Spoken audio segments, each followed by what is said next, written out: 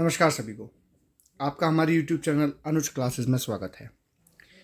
कल 12th accountancy का exam है और अगर अभी भी किसी बच्चे की कोई तैयारी नहीं है तो ये वीडियो आप ही के लिए है। हर प्रकार के टॉपिक्स, चैप्टर नहीं, हर प्रकार के टॉपिक्स इस वीडियो में ज़्यादातर कवर करवा दिए हैं जो कि कल के पेपर के लिए काफ़ी इंपॉर्टेंट है। आपको कॉपी पेन लेकर बस इस वीडियो को देखते चलना है और मेरे साथ साथ सॉल्व करते चलना है। इससे बेटर क्या होगा, आपका प्रैक्टिस भी हो जाएगा और जो इंपॉर्टेंट कंसेप्ट्स हैं वो आपके रिवाइज भी हो जाएंगे। तो बिना समय वेस्ट किए स्टार्ट करते हैं। क्वेश्चन हमसे कह रहा है कि ए और बी दो पार्टनर्स हैं जिनका प्रोफेशन रेशियो 3:2 है, यानी कि 5 में से 3 हिस्सा इसको मिलता है और 5 में से 2 हिस्सा इसको मिलता है। इन्होंने नया पार्टनर सी को अपने फर्म में एडमिट करा है जो कि 1/4 पार्ट के लिए आया है और जितना ये प्रीमियम फॉर गुडविल लेकर आया है वो प्रीमियम फॉर गुडविल बटा है ए और बी में 30,000 और 10,000। अब देखिए, समझिए प्रीमियम फॉर गुडविल का ट्रीटमेंट क्या होता है एडमिशन के अंदर में। जब भी कोई नया पार्टनर आता है तो जितनी वैल्यूड गुडविल होती है, कौन सी गुडविल, वैल्यूड, एग्जिस्टिंग नहीं, उसका मल्टीप्लाई न्यू पार्टनर के शेयर से करते हैं, जिससे पता चलता है कि वो अपने साथ में वैल्यूड गुडविल का कितना हिस्सा लेकर आएगा, जिसको हम सिंपल भाषा में कहते हैं प्रीमियम फॉर गुडविल। इसकी जो जनरल एंट्री होती है वो होती है बैंक अकाउंट डेबिट, क्योंकि ये पैसा लेके आया है, टू प्रीमियम फॉर गुडविल। जिस केस में जो प्रीमियम फॉर गुडविल आई है वो 40,000 है, 30,000 ए को बढ़ गए, 10,000 बी को बढ़ गए, तो 40,000 वो लेके आया, यानी 40 के। अब क्वेश्चन हमसे कह रहा है कि जो ये 10,000 और 30,000 और 10,000 बटे, ये ए और बी में बटे हैं। तो देखिए प्रीमियम फॉर गुडविल बटती कैसे है। प्रीमियम फॉर गुडविल की आई की एंट्री होती है, प्रीमियम फॉर गुडविल को हम डेबिट करते हैं और जो सेक्रीफाइसिंग पार्टनर होते हैं उनको क्रेडिट करते हैं। वैसे पूरी एंट्री होती है premium for goodwill account debit, gain partner capital account debit to sacrifice partner. तो इस केस में ये दोनों सेक्रीफाइस होंगे, इसलिए इन दोनों में ए और बी में प्रीमियम फॉर गुडविल का पैसा बटा है 30,000 और 10,000। अगर ये सेक्रीफाइसिंग रेशियो में बटा है तो अगर मैं 0 से 0 काट दूँ, 0 से 0 काट दूँ, तो इनका सेक्रीफाइसिंग रेशियो आ गया 3:1, यानी कि जो सी का शेयर है कितना, 1/4 शेयर, उसका 3/4 हिस्सा ए ने दिया है, उसका 1/4 हिस्सा बी ने दिया है। तो इसको मैं इतना डिटेल से इसलिए समझा रहा हूँ कि पेपर में अगर आपके सामने आ जाए तो आपको कंसेप्ट पता हो, लेकिन जल्दी तरीके में कैसे करना है तो समझिएगा। भाई इनके पास कितना सेक्रीफाइसिंग रेशियो आया था, 3:1, वो आप समझ गए होंगे कैसे निकाला है। तो मैं सी के शेयर का यानी कि 1/4 का 3/4 ए में से माइनस कर दूं और 1/4 बी में से माइनस कर दूं। तो इसको सॉल्व करने पे मेरे पास आएगा 3/16 और ये मेरे पास आएगा 1/16। इसको माइनस करने पे मेरे पास आएगा, देखिए 5 और 16 का एलसीएम लेंगे तो नीचे 80 आएगा, 5 से 80 है 16 टाइम, यानी 48 माइनस 15 जो कि आएगा 33/80। दूसरा भी नीचे 80 आएगा, 16 यानी 32 माइनस 5 यानी 27/80। और इसको भी मुझे नीचे का 80 बनाना है तो मल्टीप्लाई 20 से करूँगा, तो ऊपर भी मल्टीप्लाई 20 से करूँगा, तो 20/80। तो हमारे पास न्यू रेशियो निकल के आएगा 33:27:20। अब थोड़ा स्मार्ट वर्क ये कीजिएगा, जब भी आप अकाउंट्स के एमसीक्यूज करें तो पहले पढ़ लीजिए कि क्वेश्चन में निकालना क्या है। क्वेश्चन में हमने पढ़ के निकाल लिया था कि क्वेश्चन में न्यू प्रोफिशिएंट रेशियो निकालना है, तो हमारा ऑप्शन नंबर हो जाएगा डी। नेक्स्ट क्वेश्चन कह रहा है, एक पार्टनर है जिसका नाम है बैटमैन। इसने फर्म को लोन दिया है 50,000 रुपये का, और ये जो 50,000 रुपये का जो लोन है वो दिया गया लास्ट 6 मंथ में। लास्ट 6 मंथ यानी कि इसने 1 अक्टूबर को दिए होंगे, मान के चलिए, ठीक है भाई। विदाउट एनी एग्रीमेंट, कोई एग्रीमेंट जब नहीं होता है तो इंटरेस्ट ऑन लोन जो लगता है वो लगता है, याद कीजिए, 6% पर एनम के हिसाब से। पर एनम लिखना बहुत ज़रूरी है, तो 6% पर एनम के हिसाब से इंटरेस्ट ऑन लोन देना पड़ता है अगर पार्टनरशिप डीड नहीं है तो। उसने कहा ही claims an interest of loan of 3,000 despite the firm being in a loss for the year. Firm का लॉस हो रहा है और उसने कहा कि मुझे भाई इंटरेस्ट ऑन लोन 3,000 का चाहिए। तो पहले तो ये चेक कर लेते हैं ये बात सही है या नहीं, कि वाकई में क्या इसका इंटरेस्ट 3,000 का बैठेगा। तो 50,000 मल्टीप्लाई 6% यानी 6/100 मल्टीप्लाई 6 महीनों के लिए, क्योंकि 1 अक्टूबर को दिया है, उसने बोला हुआ है लास्ट 6 मंथ्स के लिए। तो इसका हमारे पास 6/12 हो जाएगा, ये 2 टाइम्स, ये 3 टाइम्स, 0 से 0 गया तो मेरे पास आया 1,500। तो भाई इसने गलत बोला है, इसको कायदे से इंटरेस्ट ऑन लोन मिलना चाहिए 1,500, इसने कहा 3,000, तो असर्शन तो फॉल्स है। रीज़न पढ़ते हैं, अगर पार्टनरशिप एक्ट अगर नहीं है, पार्टनरशिप डीड नहीं है अगर, तो पार्टनरशिप एक्ट के अकॉर्डिंग सब कुछ काम करता है। पार्टनरशिप एक्ट ही कहता है 1932 का कि 6% पर एनम के हिसाब से इंटरेस्ट लोन दिया जाए। तो रीज़न बिल्कुल ठीक है, तो ऑप्शन नंबर हमारा हो जाएगा डी, जिसमें assertion is incorrect but R is true.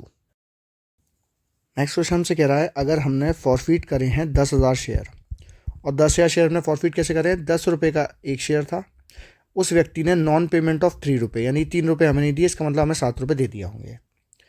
तो हमें इसमें से हमने 7,000 शेयर को रीइशू कर दिया, कितने रुपए के हिसाब से, @ 11 रुपये के हिसाब से, एज फुली पेड अप। ठीक है भाई, हमसे क्वेश्चन कह रहा है जो बचे कुछ 3,000 हैं, 10,000 में से हमने 7,000 अगर इशू कर दिए तो बचे कुछ जो 3,000 हैं उस पर हम मिनिमम कितना अमाउंट कलेक्ट करें। देखिए मैं आपको कुछ जो बात बता रहा हूँ बिल्कुल ध्यान से सुनना। अभी मैं ना इनको छोड़ देता हूँ, मेरे से क्वेश्चन सिर्फ ये पूछा तो मैं अभी सिर्फ इस पर कंसंट्रेट करूँगा, बहुत ध्यान से सुनना है इस बात को। 3,000 शेयर पे मैं ऑलरेडी पहले एक बार 7 रुपये कमा चुका हूँ, है ना। वो उसने आगे का पैसा नहीं दिया इसलिए उसका शेयर जब्त कर लिया गया, लेकिन मैं इस पर 3,000 × 7 21,000 रुपये तो कमा चुका हूँ ना। और मुझे पूरे कितने मिलने थे, 3,000 × 10 यानी कि 30,000 रुपये। तो अगर क्वेश्चन कहता कि भाई मैक्सिमम डिस्काउंट आप कितने रुपए का दे सकते हो, तो उस केस में आंसर हम बोल देंगे भाई 21,000 रुपये का दे सकते हैं, क्योंकि मेरे पास पहले का पैसा पड़ा हुआ है, उसको मैं डिस्काउंट के रूप में कवर कर चुका हूँ। लेकिन अगर मिनिमम अमाउंट पूछे तो टोटल में से मैक्सिमम डिस्काउंट को हटा दीजिएगा, जो कि हो जाएगा हमारे पास में 9,000। तो इस केस में आंसर हमारे पास हो जाएगा 9,000। तो मैक्सिमम डिस्काउंट का पूछे तो ये, और minimum amount to be collected पूछे तो उसमें से टोटल में से माइनस कर देंगे। 10 × 3,000 30,000 और 7 × 3,000 21,000 और आंसर हमारे पास आ जाएगा 9,000 रुपये। नेक्स्ट क्वेश्चन काफ़ी इंपॉर्टेंट क्वेश्चन है, बहुत ध्यान से सुनिएगा, ये काफ़ी बच्चे पेपर में गलत करके आते हैं। क्वेश्चन कह रहा है गैलेक्सी लिमिटेड के पास सिक्योरिटी प्रीमियम अकाउंट के अंदर में बैलेंस पड़ा हुआ है 8 लाख रुपए का। देखिए मैं बता चुका हूँ सिक्योरिटी प्रीमियम अमाउंट का जो पैसा है अपनी वीडियो में शेयर की, अलग अलग चीज़ों में इस्तेमाल किया जाता है। लॉसेस को राइट ऑफ करने में इस्तेमाल किया जाता है, बोनस शेयर इशू करते टाइम इस्तेमाल किया जाता है। आगे क्वेश्चन हमसे कह रहा है ड्यूरिंग द ईयर कंपनी ने 20,000 इक्विटी शेयर इशू करे 10 रुपये के हिसाब से एज बोनस शेयर। तो समझिएगा ये जो 20,000 × 10 है ये हमारे पास 2 लाख रुपए है। देखिए 2 लाख रुपए ना कंपनी की निगाह से नुकसान मानिएगा। नुकसान क्यों मानिएगा, ये बोनस शेयर है, बोनस शेयर पे कंपनी लोगों से पैसा नहीं लेती है, तो कंपनी का फायदा नहीं होता, इसमें कंपनी को पैसा तो नहीं मिल रहा है, बोनस शेयर के हिसाब से दिए हैं, तो कंपनी इस लॉस को कवर करती है। और क्वेश्चन हमसे कह रहा है कि एंड यूज्ड द बैलेंस, ये जो बैलेंस है 8 लाख, इसका इस्तेमाल किया गया है इस लॉस को राइट ऑफ करने के लिए। यानी अब इस 8 लाख में से 2 लाख रुपए के तो बोनस शेयर राइट ऑफ हो गए, तो मेरे पास सिक्योरिटी प्रीमियम में बचे हुए मात्र 6 लाख रुपए। तो मैं इसको ठीक करके लिख लेता हूं। आगे हमसे कह रहा है एंड द बैलेंस अमाउंट, यानी ये जो 6 लाख है, ये जो बचा कुचा बैलेंस अमाउंट है, इसका इस्तेमाल किया गया राइट ऑफ करने के लिए issue of debenture on account of 2 lakh. 2 lakh हमने डिबेंचर इशू करे हैं, 9% वाले डिबेंचर है हमारे पास में, कितने रुपए के हिसाब से, 100 रुपए के हिसाब से एट अ डिस्काउंट ऑफ 10% यानी -10, और रिडीमेबल एट प्रीमियम 5% यानी कि +5 पे क्या हुए हैं, रिडीम किए गए हैं। तो अमाउंट टू बी चार्ज, तो स्टेटमेंट ऑफ पीएल में कितना चार्ज आएगा। तो सबसे पहले मैं ना डिस्काउंट डिबेंचर इशू की एंट्री पास करता हूँ, बहुत ध्यान से सुनिएगा सभी लोग। सबसे पहले जो डिबेंचर इशू करने की एंट्री होती है वो होती है बैंक अकाउंट डेबिट, हमारे पास पैसा आएगा। 2, इस केस में एप्लीकेशन अलॉटमेंट तो साथ साथ है, तो debenture application and allotment account कितने रुपए के हिसाब से। तो देखिए इसमें क्या है, 2 लाख के डिबेंचर इशू करे गए हैं, 100 नहीं 10 रुपए के डिस्काउंट पे, यानी कि 90 रुपए पे। तो 2 लाख मल्टीप्लाई 90 रुपए के हिसाब से इशू किए गए हैं, तो 1,80,00,000 हमारे पास आ जाएगा। ठीक है, सेम अमाउंट इसमें आएगा। ये केस कौन सा है, issue at discount redeem at premium. इसकी एंट्री याद कर लीजिए, इशू एट डिस्काउंट, डिस्काउंट पे इशू किए हैं, और रिडीम करें प्रीमियम पे। अब क्या करेंगे, इसको बंद करेंगे। डिबेंचर एप्लीकेशन अलॉटमेंट अकाउंट को क्रेडिट है तो बंद करेंगे, एंट्री पास होगी debenture application and allotment account debit, same entry से बंद होगा, और सेम अमाउंट इसके अंदर में आता है 1,80,00,000 रुपए इसके अंदर आ जाएंगे। आई होप आपको इतना समझ में आ गया होगा। अब बिल्कुल ध्यान से मेरी बात सुनिएगा। सबसे पहले एंट्री पास कीजिएगा परसेंटेज डिबेंचर की। ये 9% डिबेंचर है तो मैं यहाँ लिख दे रहा हूँ 9% डिबेंचर्स। तो 9% डिबेंचर्स, इसमें हमेशा ये मैं लिख दे रहा हूँ आपके लिए, फेस वैल्यू आती है हमेशा। तो फेस वैल्यू कितनी है भाई, 2 लाख × 100। तो 2 लाख × 100 मेरे पास हो जाएगा 2 करोड़।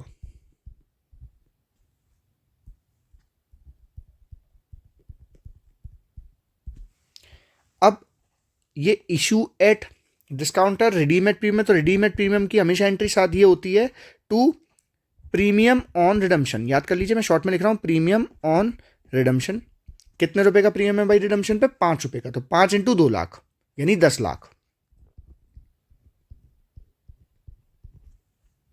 नेक्स्ट क्या होगा, जब भी ये एंट्री पास होगी तो साथ में इसको डेबिट करना है हमेशा ही। किस नाम से? Loss on issue of debenture account debit, हमेशा करना है जब भी हम प्रीमियम पे रिडीम करेंगे। लेकिन इसमें ट्विस्ट ये है कि हमने डिस्काउंट भी किया था ऊपर, तो डिस्काउंट अलग से नहीं लिखते इस केस में, हमेशा इसके साथ में लिखेंगे। तो 10 लाख तो ये वाला नुकसान है, लिख देता हूं यहां पे। और जो हमने डिस्काउंट दिया 10 रुपए का, तो 10 इंटू 2 लाख, 20 लाख रुपए इसके हो जाएंगे। तो ये मेरे पास लॉस आ गया टोटल 30 लाख रुपए का।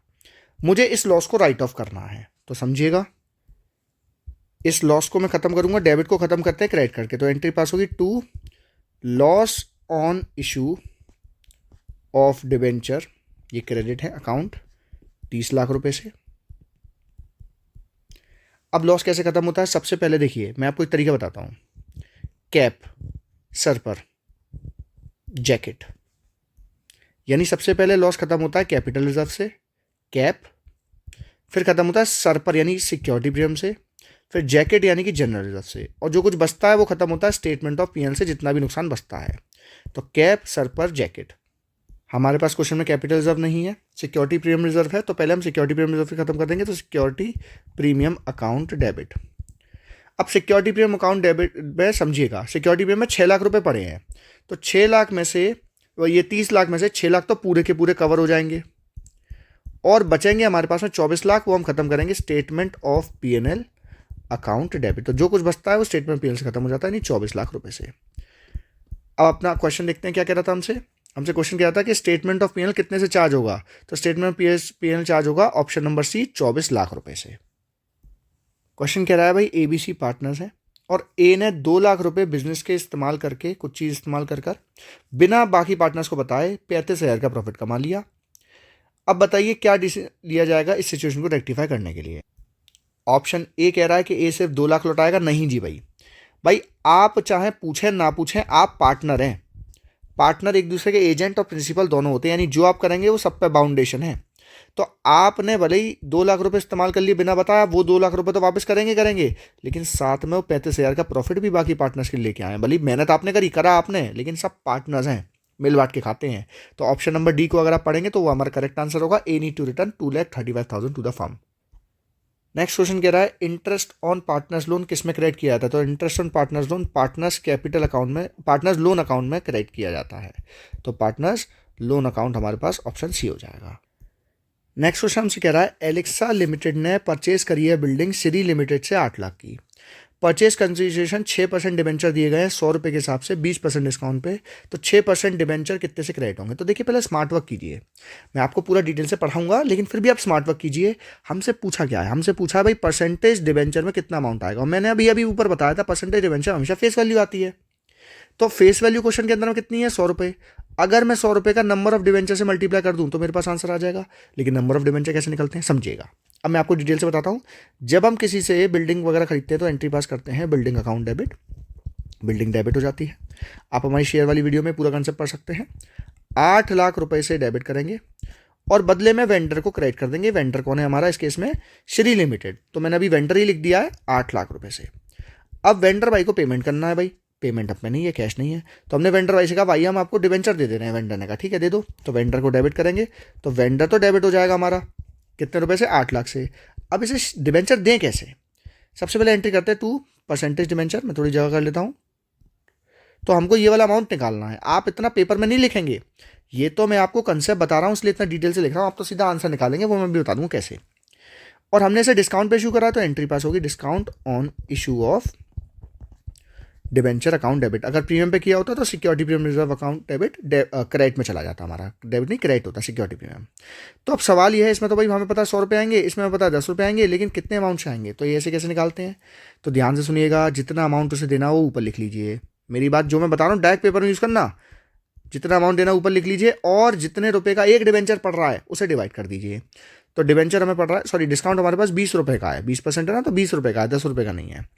तो डिबेंचर में पड़ रहा है 100 माइनस 20 यानी 80 रुपये का। तो मेरे पास नंबर ऑफ डिबेंचर निकल के आ जाएंगे, यानी कि 10,000 डिबेंचर। और हमसे क्वेश्चन में पूछ रहा था कि भाई बताइए कि परसेंटेज डिवेंचर में कितना अमाउंट आएगा, तो 100 इंटू 10,000 यानी कि 10 लाख रुपए। Option number B. इनमें से कौन सी बात डिवेंचर के लिए सही नहीं है? पहला option, interest on debenture appropriation है प्रॉफिट का, तो बेटा यही ऑप्शन है हमारा, ये बात सही नहीं है। इंटरेस्ट ऑन डिवेंचर हमें देना ही देना है, तो ये हमारा एप्रोप्रिएशन नहीं है, हमारा चार्ज अगेंस्ट प्रॉफिट है। तो चार्ज अगेंस्ट प्रॉफिट वो होते हैं जो हमें कंपल्शन है देना ही देना, चाहे लॉस हो चाहे प्रॉफिट हो। लेकिन एप्रोप्रिएशन वो है जो आप अपने मालिकों को वगैरह देते हैं और इसको आप छोड़ सकते हैं अगर आपके केस में लॉस हुआ है तो ये बात पहली वाली गलत है। Interest on debentures charge against profit है। तो एक बार बाकी के तीनों के पढ़ लीजिए क्योंकि वो सही हैं, ऐसे भी क्वेश्चन आ सकते हैं तो उनको पढ़ लीजिए एक बार। एक कंपनी की ऑथराइज कैपिटल है 5 लाख इक्विटी शेयर की, ठीक है भाई, 10 रुपये के हिसाब से, जिसमें से मार्केट में उसने 2 लाख शेयर को इशू करा है और all the money have been called, सारा 10 में से सारा पैसा पूछ लिया गया सिवाय 2 के, यानी 8 रुपये हमने पूछ लिए हैं, 2 रुपये हमने पूछे नहीं है। तो 2 रुपये अभी पूछे नहीं है और क्वेश्चन आगे कह रहा है इसको रिजर्व कैपिटल मान लिया गया। देखिए रिजर्व कैपिटल वो होती है जो कंपनी वाइंड अप होने के टाइम पे मांगी जाएगी, पहले नहीं मांगी जाएगी, यानी कि शेयर का वो हिस्सा, पैसे का वो हिस्सा जो हमने अभी तक पूछा ही नहीं है वो कंपनी वाइंड अप होने के टाइम पे पूछा जाएगा।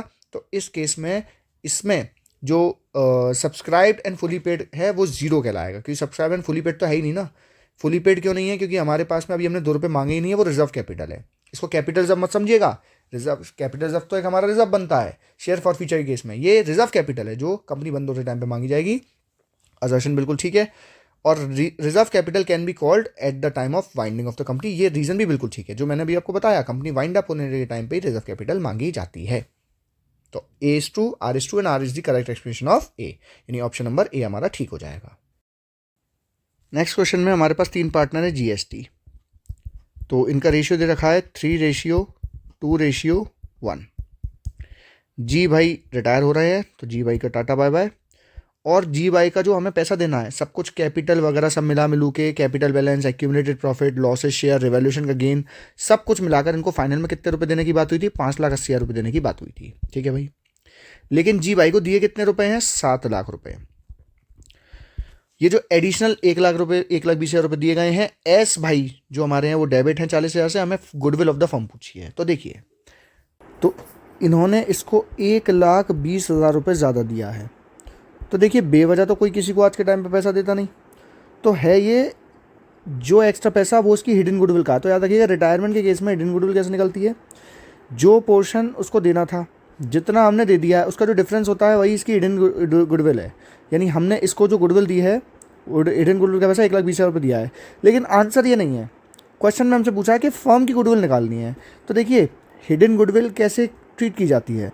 जब हमारे पास हिडन गुडविल आ जाती है, यानी वैल्यूड गुडविल आ जाती है, उसका मल्टीप्लाई हम रिटायरिंग पार्टनर से शेयर से करते हैं और वो हमारे पास आंसर निकल के आता है जितना पोर्शन हमने उसे गुडविल का दिया है। इस केस में वो 1,20,000 रुपये है। तो अगर हम इसको सॉल्व करेंगे तो हमारे पास आएगा, फर्म की गुडविल निकल के आ जाएगी 2,40,000 रुपये। तो जो आंसर है हमारे पास वो होगा 2,40,000 रुपये। नेक्स्ट क्वेश्चन में ए बी सी 3 पार्टनर्स हैं और चारू को गारंटी दी गई कि भाई मिनिमम आपको 80,000 रुपये का प्रॉफिट होगा ही होगा, चाहे जो हो जाए, यानी कि प्लस के 80,000 इनको मिलेंगे। फर्म का हो गया भाई लॉस 5,000 रुपये का। तो बताइए बानू की कैपिटल क्रेडिट की जाएगी, डेबिट की जाएगी और कितने अमाउंट से? तो देखिए समझिए, सबसे पहले जो इन तीनों में जो लॉस बटेगा पहले हम उसको बांट लेते हैं। तो 5,000 को कोई रेशियो नहीं दे रखा, तो 1/3 में बांटने पर हमारे पास आएगा 16,666.6, जिसको मैं 6,667 लिख दूंगा। इसको भी 1667 और ये भी 1667, यानी आगे वाला राउंड ऑफ कर दिया। अब हमको पता है कि भाई सी को तो भाई वादा किया था कि भाई इनको तो 8,000 रुपये, सॉरी मैंने 80,000 लिख दिया, 8,000 रुपये का इनको प्रॉफिट देना ही देना है। तो इनको अगर 8,000 रुपये का प्रॉफिट देना है तो कितने की कमी है? पहले तो इस लॉस को कवर किया जाएगा, है ना, जो कि है 1667, और साथ में 8,000 रुपये इनको और देने हैं। तो इनको जो टोटल हमें अमाउंट देना है वो हमें देना है 9,667 रुपीज़। ये तो हमें इन्हें देना ही देना है। अब ये जो अमाउंट है ये इन दोनों के द्वारा दिया जाएगा, किस रेशियो में? जब कोई रेशियो नहीं तो बराबर में दिया जाएगा, यानी मैं इसको आधा कर देता हूँ, जो कि आएगा 4,833 पॉइंट समथिंग। तो मैं पॉइंट को भी इग्नोर कर देता हूँ, पहला वाला राउंड ऑफ कर देता हूँ। तो इतना पैसा दोनों के हिस्से में आएगा। तो बी का ऑलरेडी लॉस कितना है? 1,667, उसमें और लॉस कितना जुड़ जाएगा, क्योंकि भाई इसको पैसा देने के लिए ये लोग अपनी कैपिटल और गिराएंगे ना, तो टोटल जो डेबिट करा जाएगा बी की कैपिटल को, क्योंकि इनको देना है तो कैपिटल डेबिट की जाएगी, वो किया जाएगा 6500। तो ऑप्शन नंबर हो जाएगा बी, डेबिटेड 6500। नेक्स्ट क्वेश्चन में कंपनी फॉरफीटेड 3000 शेयर्स, तो मैं लिख दूंगा 3000 शेयर फॉरफीट करें कंपनी ने। 10 रुपये का एक शेयर था जिसपे 5 रुपये इंक्लूडिंग 1 रुपये प्रीमियम हैज़ बीन पेड, यानी कि 4 + 1 रुपया पे किया गया है और बाकी कोई पे नहीं किया है। तो पेमेंट 6 रुपये का नहीं हुआ होगा और ये प्रीमियम पे ऐसे लिख देंगे। जिनमें से हमने रीशू करे कुछ शेयर्स, ये नहीं पता कितने, तो अभी मैं इसको आर ही मान लेता हूँ। आर नंबर ऑफ शेयर हमने रीशू करे, कितने के डिस्काउंट पे, 1 रुपये के डिस्काउंट पर। भी डिस्काउंट कैसे लिखते हैं वो समझाता हूँ। और कैपिटल रिजर्व में अमाउंट जो ट्रांसफ़र हुआ है वो हुआ 6000 रुपये। तो बताइए कितने शेयर हमने रीशू करे। देखिए काफ़ी इंटरेस्टिंग क्वेश्चन है, ध्यान से सुनिएगा। देखिए मैं चाहूँ इस क्वेश्चन को डायरेक्ट भी करवा सकता हूँ, 10 सेकंड में क्वेश्चन सॉल्व हो जाएगा, लेकिन मैं फिर भी टाइम लगाकर इसका बेसिक कंसेप्ट भी आपको समझा देता हूँ, जिससे आपको पेपर के टाइम पे कोई भी कन्फ्यूजन ना रहे। थोड़ा टाइम लगेगा लेकिन ध्यान से सुनिएगा। देखिए हम ना पहले ना फॉरफीचर की एंट्री करते हैं। जिनको फॉरफीचर की एंट्री नहीं याद है वो मेरे साथ साथ याद करेंगे। फॉरफीचर की एंट्री में सबसे पहले लिखेंगे share capital account debit, share capital account debit, और इसमें आंसर, इसमें अमाउंट आएगा called up face value. Called up face value यानी इस व्यक्ति से कितने कॉल किए गए, तो एप्लीकेशन और अलॉटमेंट पूरे कॉल किए गए। दिया नहीं भले उसने अलॉटमेंट का पैसा, लेकिन कॉल तो किए गए। तो इसका मतलब 10 × 3000। अब आप सोचेंगे 10 क्यों लिखा, 11 क्यों नहीं लिखा, क्योंकि मैंने कहा called up face value. Called up face value मतलब फेस वैल्यू का अमाउंट लेना है, SPR नहीं लेना, सिक्योरिटी प्रीमियम नहीं लेना है। दूसरी एंट्री करते हैं सिक्योरिटी प्रीमियम अकाउंट डेबिट, जितना सिक्योरिटी प्रीमियम का पैसा नहीं मिला होता। तो इस केस में हमें सिक्योरिटी प्रीमियम का पैसा मिल गया, इसका मतलब ये वाली एंट्री हम नहीं करेंगे। लेकिन अगर होगी तो कौन सा पैसा लिखेंगे, जो सिक्योरिटी प्रीमियम का पैसा हमें नहीं मिला। 2 कॉल्स इन अरियर, जितना पैसा उस व्यक्ति ने अरियर करा है वो यहाँ आएगा फुल मतलब प्रीमियम वगैरह सब मिलाकर। तो उसने हमें 6 रुपये नहीं दिए हैं, तो 6 × 3000 के हिसाब से यहाँ एंट्री हो जाएगी। और 2 share forfeited account, 2 share forfeited account, इसमें आता है बैलेंसिंग फिगर। बैलेंसिंग फिगर मतलब जितने का बैलेंस बैठ रहा है। तो 10 - 6, 4 × 3000। और अगर आपको ऐसे बैलेंस करके नहीं करना है तो आप यहाँ भी देख सकते हैं हमने कितना पैसा जब्त किया है, और जब्त किए में प्रीमियम का पैसा नहीं लेते, तो सिर्फ 4 रुपये ही लिए जाएंगे। इसको मैं अभी नाम दे देता हूँ 1, है ना। अभी आपको समझ में आ जाएगा क्या करा है। दूसरी एंट्री जो हम करते हैं अब रीशू की जो एंट्री होती है वो होती है बैंक अकाउंट डेबिट। इसमें हमेशा वो अमाउंट आता है जितने के शेयर हमने रीशू करे हैं। तो हमने कितने शेयर रीशू करे हैं पता नहीं, तो उसको आर मान लिया। कितने रुपए के गिरा है, तो क्वेश्चन कह रहा है 1 रुपये के डिस्काउंट पे। तो ओवरऑल शेयर की प्राइस कितनी है, 10 रुपये की। 1 रुपये के डिस्काउंट पे करें तो यानी कि 9 रुपये के करें, ठीक है भाई। 2 शेयर कैपिटल, इसमें अमाउंट आता है या तो पेड अप अमाउंट दे रखा होगा या कॉल्ड अप दे रखा होगा। तो पहले पेड अप को देखेंगे, पेड अप नहीं है तो हम मानेंगे कि भाई 10 रुपये का था, R × 10, क्योंकि 1 रुपये का डिस्काउंट है। डिस्काउंट हमेशा शेयर फॉरफीटेड में जाता है, ध्यान रखिएगा। तो इस केस में जो शेयर फॉरफीटेड अकाउंट डेबिट होगा वो 1 रुपये से होगा, यानी R × 1। इसको मैं 2 नाम दे दूंगा, ध्यान रखिएगा। जब भी रीशू की एंट्री होगी तो हमेशा एक एंट्री कॉम्प्लीमेंट्री करनी ही करनी है, वो है share forfeited account debit to capital reserve. इस एंट्री को अच्छे से याद कर लीजिए। अभी निकलती कैसे है, इसका अमाउंट कैसे निकलेगा, वो बिल्कुल ध्यान से सुनिएगा। कैपिटल रिजर्व का अमाउंट निकालने का फॉर्मूला याद करिए, 1 × रीशू शेयर फॉरफीटेड शेयर -2। अभी 1 2 क्या है जो मैं ऊपर जगह देते चल रहा था। इस क्वेश्चन में कैपिटल रिजर्व हमें दिया हुआ है, कैपिटल रिजर्व हमें दिया हुआ 6000, तो मैं इसकी जगह पे लिख दूंगा 6000 बराबर 1 का अमाउंट मैंने देखिए ऊपर लिखवाया था, जो पैसा जब्त किया है 4 × 3000 यानी कि 12000 रुपये। रीशू मैंने कितने शेयर किए हैं मालूम नहीं, तो उसकी जगह आर लिखूंगा, और फॉरफीचर है 3000 माइनस ये 2 का जो अमाउंट है वो देखिए यहाँ लिख रहा है R × 1 यानी कि सिंपल R। इसको सॉल्व करेंगे तो ये जाएगा 4 टाइम्स, और 4 × 4R तो 6000 बराबर 4R - R। 4R - 1R हो जाएगा 3R, और R की value number of reissue share हमारे पास निकल के आ जाएंगे 2000। तो हमने 2000 शेयर क्या करें, रीशू करें, इस तरीके से निकाला जाएगा। इस क्वेश्चन को फिर से एक बार रिपीट कीजिए जिससे आपको अच्छे समझ में आ जाए। 2000 हमारे पास ऑप्शन नंबर सी आंसर आ जाएगा। नेक्स्ट क्वेश्चन कह रहा है XY पार्टनर्स हैं, उनका कैपिटल दे रखा है 18000 ये और 20000 इसका, ठीक है। जेड एक नया पार्टनर आ रहा है और अपने साथ में प्रीमियम फॉर गुडविल का पैसा लेकर आ रहा है 10,000 रुपये। ठीक है भाई, ये इन दोनों में बच जाएगा, इनका जो भी रेशियो दे रखा होगा सेक्रीफाइसिंग वाला, और साथ में उसे प्रोपोर्शनेट कैपिटल भी लेकर आनी है। तो समझिएगा ध्यान से, आपका पूरा का पूरा प्रोपोर्शनेट कैपिटल का कंसेप्ट रिवाइज हो जाएगा और आपको पेपर तक के लिए याद करवा दूंगा, गारंटी है। बिल्कुल ध्यान से सुनना बस मेरी बात को। हमसे जेड की कैपिटल पूछी है, तो मैं अभी सब कुछ हटाकर पहले इसको समझ रहा हूँ, और बस हमको ये पता है कि वो 1/3 हिस्से के लिए आया है, जो कि हमारे लिए बहुत ज़रूरी है। तो जो मैं बता रहा हूँ बिल्कुल ध्यान से सुनना कि प्रोपोर्शनेट कैपिटल जब नए पार्टनर की कैपिटल ना पता हो तो कैसे निकालते हैं, बिल्कुल ध्यान से सुनना। पहले मैं यहाँ पे थ्योरी वाला पोर्शन लिखाता हूँ। स्टेप 1, जो टोटल शेयर है वो 1 होता है, उसमें से नए पार्टनर का शेयर हटा दो, न्यू पार्टनर का जो भी शेयर है उसे हटा दो, और जो आंसर आएगा उसका रेसिप्रोकल कर दो। जो भी आंसर निकल के आएगा उसका रेसिप्रोकल कर देना है। ठीक है भाई। स्टेप 2 के अंदर में टोटल कैपिटल निकाली जाएगी। कैसे निकाली जाएगी?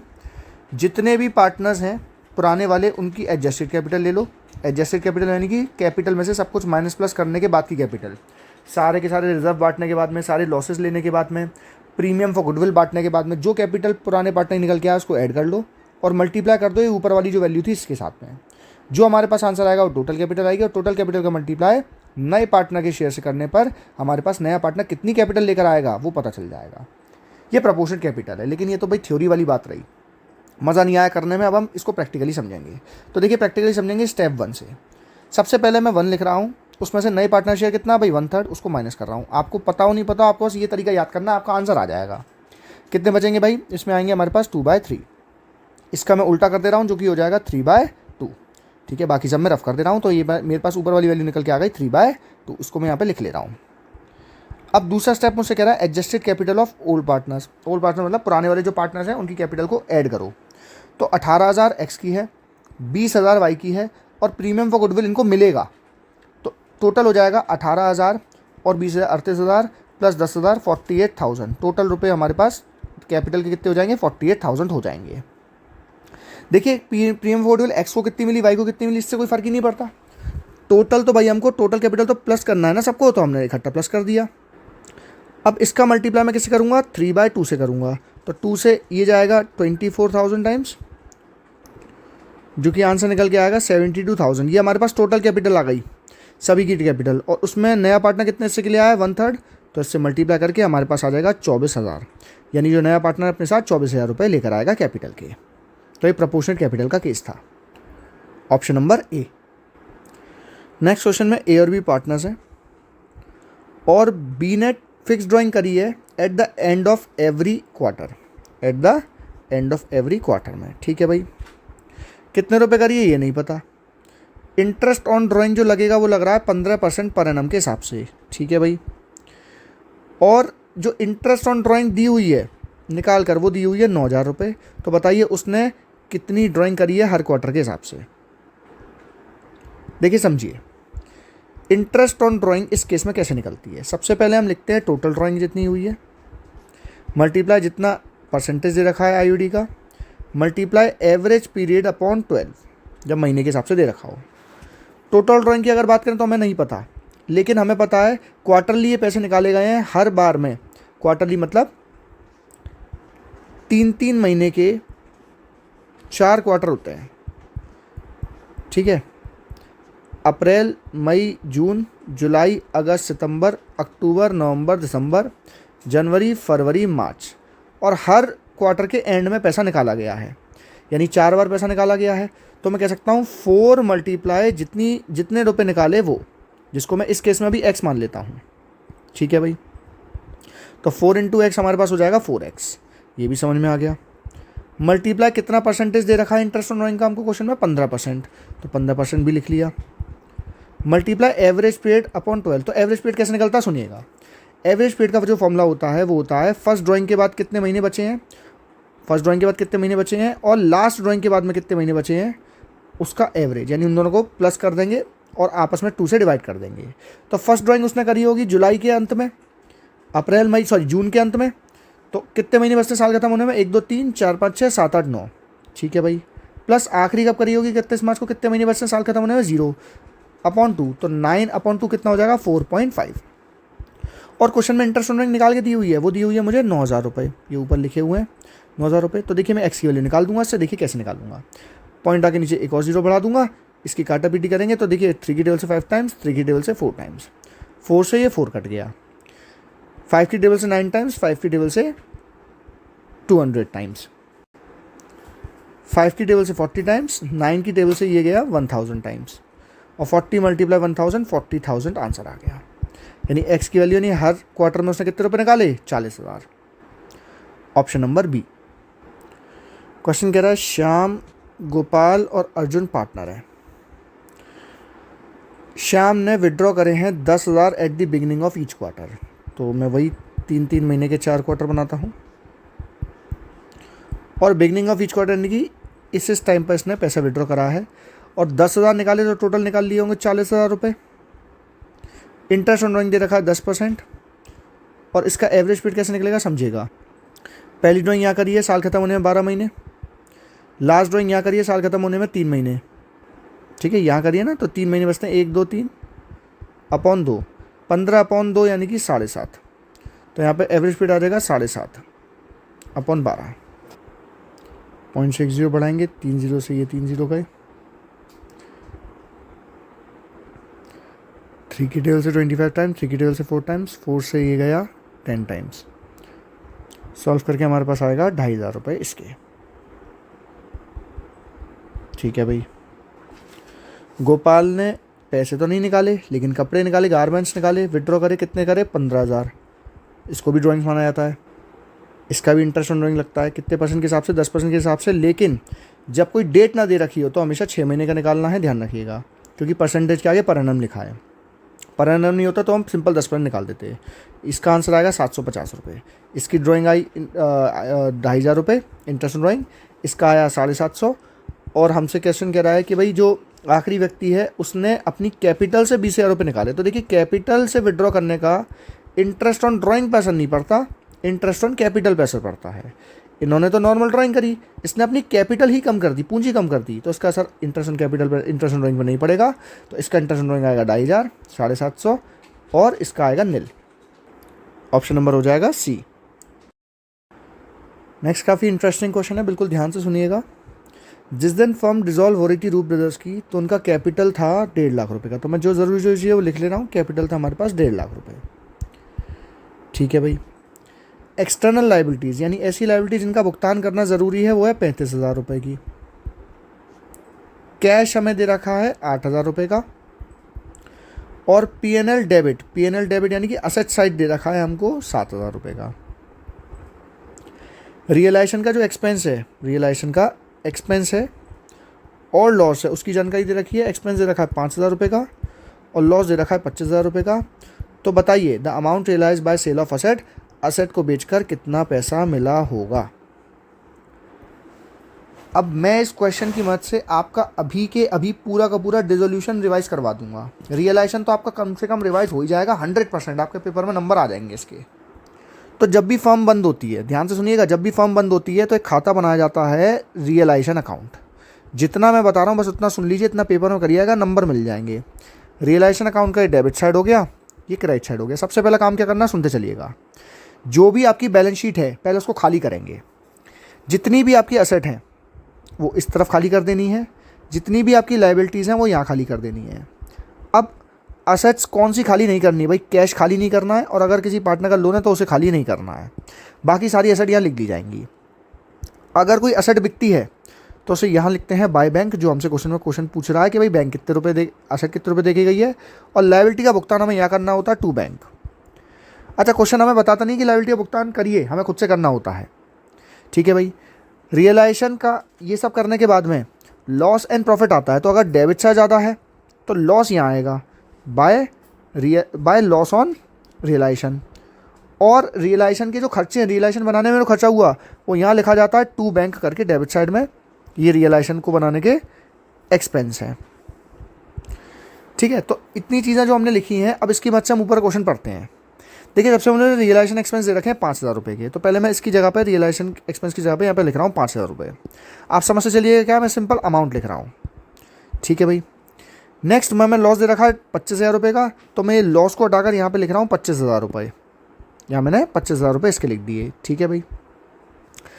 अब क्वेश्चन में लाइबिलिटीज़ जो बोल रखी है वो बोल रखी है 35,000 रुपये की, 35,000 रुपये की लाइबिलिटीज़, तो मैं इसकी जगह पर रफ करके यहाँ पे लिख दे रहा हूँ 35,000। और मुझे पता है कि इन 35,000 रुपये की लाइबिलिटी का भुगतान होना है, यानी इस वाले टू बैंक की जगह पर मैं यहाँ पर 35,000 रुपये लिख दूंगा, ठीक है भाई, ये भी समझ में आ गया। अब ये तो हमें निकालना है तो ये तो पता ही नहीं होगा, अगर मुझे पता चल जाए टोटल असेट कितनी है तो काम चल जाएगा। असेट्स कैसे निकालते हैं भाई, असेट्स बराबर लाइबिलिटीज़ प्लस कैपिटल। क्वेश्चन में कैपिटल फालतू नहीं दे रखी, क्वेश्चन में कैपिटल जो है 1.5 लाख रुपये दे रखी है, इसका कारण यही है। तो 1.5 लाख रुपये तो मैंने कैपिटल के लिखे और 35,000 रुपये की लाइबिलिटी दे रखी है, तो मेरे पास टोटल असेट निकल के आ जाएगी जो कि होगी 1,85,000। अब सुनिएगा, 1,85,000 में से इसमें कैश नहीं आता, कैश का अलग खाता बनता है, तो 1,85,000 में से ये जो कैश है ऐसे हटा दूँ, और ये जो P&L डेबिट है ये पार्टनर्स कैपिटल में बढ़ता है, ना कि रियलाइजेशन में, इसको हटा दूँ। तो इसका मतलब मैं टोटल 15,000 रुपये अपनी टोटल असेट में से हटा दूँ, वो यहाँ लिखी जाएगी। तो हमारे पास इसमें से अगर मैं 15,000 रुपये हटाऊँगा तो मेरे पास आ जाएगा 1,70,000 रुपये। तो यहाँ पर मैं असेट की जगह पर रफ करके लिख दूंगा 1,70,000 रुपये। और इस साइड का अगर मैं टोटल लगाऊंगा 1,70,000 प्लस 35,000 प्लस 5,000 तो हमारे पास आएगा 2,10,000 रुपये। तो 2,10,000 रुपये यहाँ होने चाहिए, तो इट मीन्स 2,10,000 रुपये में जो यहाँ कमी है वही हमारे पास असेट रियलाइज हुई है। तो 2,10,000 माइनस 60,000 जो कि हो जाएगा 1.5 लाख रुपए। तो आंसर हमारे पास आएगा 1.5 लाख रुपए, यानी कि ऑप्शन नंबर डी। क्वेश्चन कह रहा है अकाउंटिंग स्टैंडर्ड 26 के अकॉर्डिंग गुडविल जो रिकॉर्ड की जाती है बुक्स में, ओनली व्हेन मनी और money's worth has been paid for it at the time of the admission, और एडमिशन के टाइम पर जब किसी पार्टनर का नया एडमिशन हो रहा है, विवान एक न्यू पार्टनर है, वो अपने पास से गुडविल का पैसा नहीं ला पाया, तो भाई क्या किया जाएगा। तो याद रखिएगा, जब भी कोई पार्टनर प्रीमियम फॉर गुडविल का पैसा नहीं लाता है तो उसके करंट अकाउंट को डेबिट कर दिया जाता है। तो ऑप्शन नंबर हमारे पास हो जाएगा बी। नेक्स्ट क्वेश्चन कह रहा है according to section 50 of the companies act 2013 the amount of calls in advance can be accepted by the company only when it is authorised in. Calls in advance का amount जो है कब accept किया जाता है, तो कॉल्स इन एडवांस का amount तभी एक्सेप्ट किया जाता है जब उसके आर्टिकल ऑफ एसोसिएशन में जानकारी इसकी दे रखी हो। तो ऑप्शन नंबर हो जाएगा सी। क्वेश्चन कह रहा है सैम, टॉम, जेरी पार्टनर्स हैं इक्वली। सैम ने ज़मीन बेच दी 5 लाख रुपए की, फर्म की थी, बिना बाकी पार्टनर्स को बताया, और 50,000 रुपये का प्रॉफिट कमा लिया। तो क्या डिसीजन लिया जाएगा। देखिए मैं पहले ही कह चुका हूँ, चाहे कैसे भी बेचा जाए, कितना ही प्रॉफिट हो, सारा का सारा पार्टनरशिप फर्म का है। तो ऑप्शन नंबर जो डी है, सैम को पूरे के पूरे 5,50,000 रुपये फर्म को देने पड़ेंगे। इनमें से कौन सी बात डिबेंचर के बारे में करेक्ट है। Interest on debenture is an appropriation of profit, ये बात तो गलत है भाई, चार्ज अगेंस्ट प्रॉफिट होता है। Debenture holder are the creditor of the company, यही ऑप्शन ठीक है। स्टेला, ग्रेस और कैरल 3 पार्टनर्स हैं। प्रोफेशन रेशियो 3:2 3/6, 2/6 और 1/6। कैरल को भाई गारंटी दी गई है कि भाई आपको 15,000 से कम का प्रॉफिट नहीं दिया जाएगा after making all the adjustment. सारे एडजस्टमेंट के बाद में आपको 15,000 रुपये मिलेंगे। कोई भी जो कमी होगी वो ग्रेस बहन जी देंगी कैरल को। जो नेट प्रॉफिट है वो है 60,000 रुपये का। पहले 60,000 रुपये को तीनों में बांटते हैं, तो इसके पास पहुँचेंगे 30,000, इसके पास पहुँचेंगे 20,000, इसके पास पहुँचेंगे 10,000। भाई कैरल बहन जी को बात हुई थी कि कैरल बहन जी को 15,000 रुपये मिलने चाहिए सब कुछ एप्रोप्रिएशन के बाद में, लेकिन मिले कितने हैं 10,000। तो कितनी कमी है 5,000 की। 5,000 देगा कौन, ग्रेस बहन जी ने गई थी, तो ग्रेस बहन जी की तरफ से 5,000 रुपये जाएंगे। तो ग्रेस को हमें डेबिट करना पड़ेगा 5,000 रुपये से। तो हमारे पास ऑप्शन नंबर हो जाएगा बी। 3 पार्टनर हैं, नील, नितिन और नितेश। बराबर पार्टनर है, यानी 1/3, 1/3, 1/3। इनमें से नील भाई क्या हो गए, रिटायर हो गए हैं, तो इनका टाटा बाय बाय हो गया फर्म से, और उनको सभी पैसा देना है रिटायरमेंट होने के बाद में। अगर क्वेश्चन में कुछ भी मेंशन नहीं है तो सारा पैसा जो उन्हें देना होता है वो किस खाते में जाता है भाई। अगर क्वेश्चन में कुछ भी मेंशन नहीं है तो नील भाई के लोन के खाते में जाएगा, तो नील लोन के नाम से आएगा। Option number C, retiring partners loan account, जब कुछ भी क्वेश्चन में मेंशन ना हो। वरना क्वेश्चन ये भी कह सकता है कि भाई उनको पेमेंट कर दो, तो बैंक से हम क्या कर देते हैं, थोड़ा सा पोर्शन पेमेंट कर देते हैं और बाकी बचा कुछ लोन में डाल देते हैं। क्वेश्चन कह रहा है कंपनी मेफेयर ने फॉरफीट करे हैं 2,000 शेयर। 10 रुपये का एक शेयर है जिस पर अभी से 7 रुपये ही कॉल्ड है। कॉल्ड अगर 7 है तो 3 अभी तक कॉल्ड ही नहीं किए गए हैं, इसके नीचे क्वेश्चन मार्क बना दिया। ठीक है भाई, जिसमें 4 रुपये इंक्लूडिंग 2 रुपये प्रीमियम और 2 रुपये first call has not been paid. क्या क्या नहीं दिया इस पर भाई हमें? इसमें हमें 4 रुपये 2 रुपये प्रीमियम मिलाकर, यानी कि 2 + 2 रुपये तो अलॉटमेंट के नहीं दिए, ठीक है भाई, अरियर हो गया। और फर्स्ट कॉल नहीं दिया है 2 रुपये का, इस पर भी हमने क्रॉस लगा दिया। तो कितने दे दिए होंगे? तो साथ में देखिए 2 रुपये अलग से यहाँ लिखने पड़ेंगे क्योंकि प्रीमियम अलग लिया जाता है। तो 2 और 2 4 और बचे हमारे पास 3 रुपये, यानी कि 3 रुपये उस व्यक्ति ने हमें पे कर दिए होंगे, जिसमें से कंपनी ने रीइशू करे हैं 500 शेयर, ठीक है भाई। कैसे? As fully paid up that ₹750 was transferred to capital reserve. At fully paid up ये रीइशू किए गए हैं और 750 रुपये कैपिटल रिजर्व में गए। इस प्रकार का क्वेश्चन हम कर चुके हैं। एक बार आप पॉज करके खुद से ट्राई कीजिए, फिर मेरा सॉल्यूशन देखिएगा। तो हमें बताना कि भाई बैंक अकाउंट में कितने रुपए गए होंगे, जो कि रीइशू के टाइम की एंट्री होती है। तो ध्यान से सुनिएगा। अब मैं बिना जर्नल एंट्री करे सीधा ही आपको क्वेश्चन सॉल्व करके दिखाऊंगा थोड़ा सा। कैपिटल रिजर्व बराबर 1 × R/F -2। इस फॉर्मूले को याद कीजिए अच्छे से। ये जो कैपिटल रिजर्व है ये हमें दे रखा है 750, ठीक है भाई। कितने शेयर जब्त किए, कितने रुपए शेयर जब्त किया? 3 रुपये का जब्त किया है 2000 के हिसाब से, यानी 6000। तो ये वाला अमाउंट देख लीजिए कौन सा होता है, शेयर फॉरफिट है जो जब्त किया है। ये पैसा दे दिया ना उसने, जब्त कर लेंगे हम उसका 2000 शेयर का। मल्टीप्लाई रीइशू कितने करे हैं? 500। जब्त कितने करे थे? 2000 और -2। तो समझिएगा ध्यान से, फुली पेड अप पे करे हैं, तो इसका मतलब हमने कोई ना कोई हो सकता है शायद डिस्काउंट दिया हो। तो मैं ना पहले बस इस अमाउंट को निकालता हूँ, उससे मुझे डिस्काउंट की जानकारी मिल जाएगी। ये गया 4 टाइम्स, ये गया हमारे पास में 1500। तो मैं लिख सकता हूँ 750 बराबर 1500 माइनस का ये 2, ये प्लस का आगे माइनस हो जाएगा, तो माइनस का 750 बराबर माइनस का 2। तो हमारे पास माइनस से माइनस जाएगा, 2 की वैल्यू कितनी आएगी? 750। अब ज़रा दिमाग लगाइए, तो डिस्काउंट वाला पैसा है, इसका मतलब bank account debit, share forfeited account debit to share capital. Share capital में तो हमें पता है भाई, बोल रखा है क्वेश्चन में फुली पेड अप यानी कि 10 × 500 यानी कि 5000। और डिस्काउंट टोटल कितने का है? 750 रुपये का, यहाँ लिख दिए 750। तो बचे हुए कितने आएंगे मेरे पास? 4250 रुपये। ये खत्म हो गया। देखो इसमें वैसे आंसर तो 4250 है, लेकिन अगर आपसे पूछता बताओ कितने रुपए के रीइशू करें हैं, तो हम इसका 4250 का डिवाइड कर देंगे 500 से, तो हमारे पास अमाउंट निकल जाएगा कितने का रीइशू करा है। Option number B. क्वेश्चन कह रहा है कि अमिल लिमिटेड ने इशू करे 750 डिबेंचर और 12% वाले डिबेंचर थे हमारे पास में 100 रुपये के हिसाब से, 10% के डिस्काउंट पे इशू करे और रिडीमेबल एट प्रीमियम ऑफ 5%, यानी कि 5 रुपये का रिडीम करते टाइम पे प्रीमियम है। तो इसकी जनरल एंट्री क्या होती है समझिएगा। ये हमारे पास जो केस है, ये केस है इशू एट डिस्काउंट, ध्यान रखिए, एंड रिडीम एट प्रीमियम, है ना, इसको याद कर लीजिए। इसकी एंट्री क्या होगी सुनते चलिएगा। सबसे पहली एंट्री हमारे पास पैसा आने की होगी, जो कि एंट्री होती है bank account debit to debenture. इसमें एप्लीकेशन अलॉटमेंट साथ में लेते हैं, तो debenture application and allotment account. इसमें जो पैसा आएगा वो हमारे पास आएगा 90 रुपये के हिसाब से, 750 डिबेंचर का, तो ये हमारे पास हो जाएगा 67,500।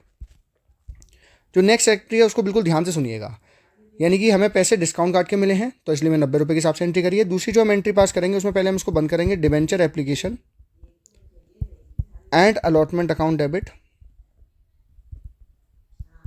67,500 रुपीज़ का।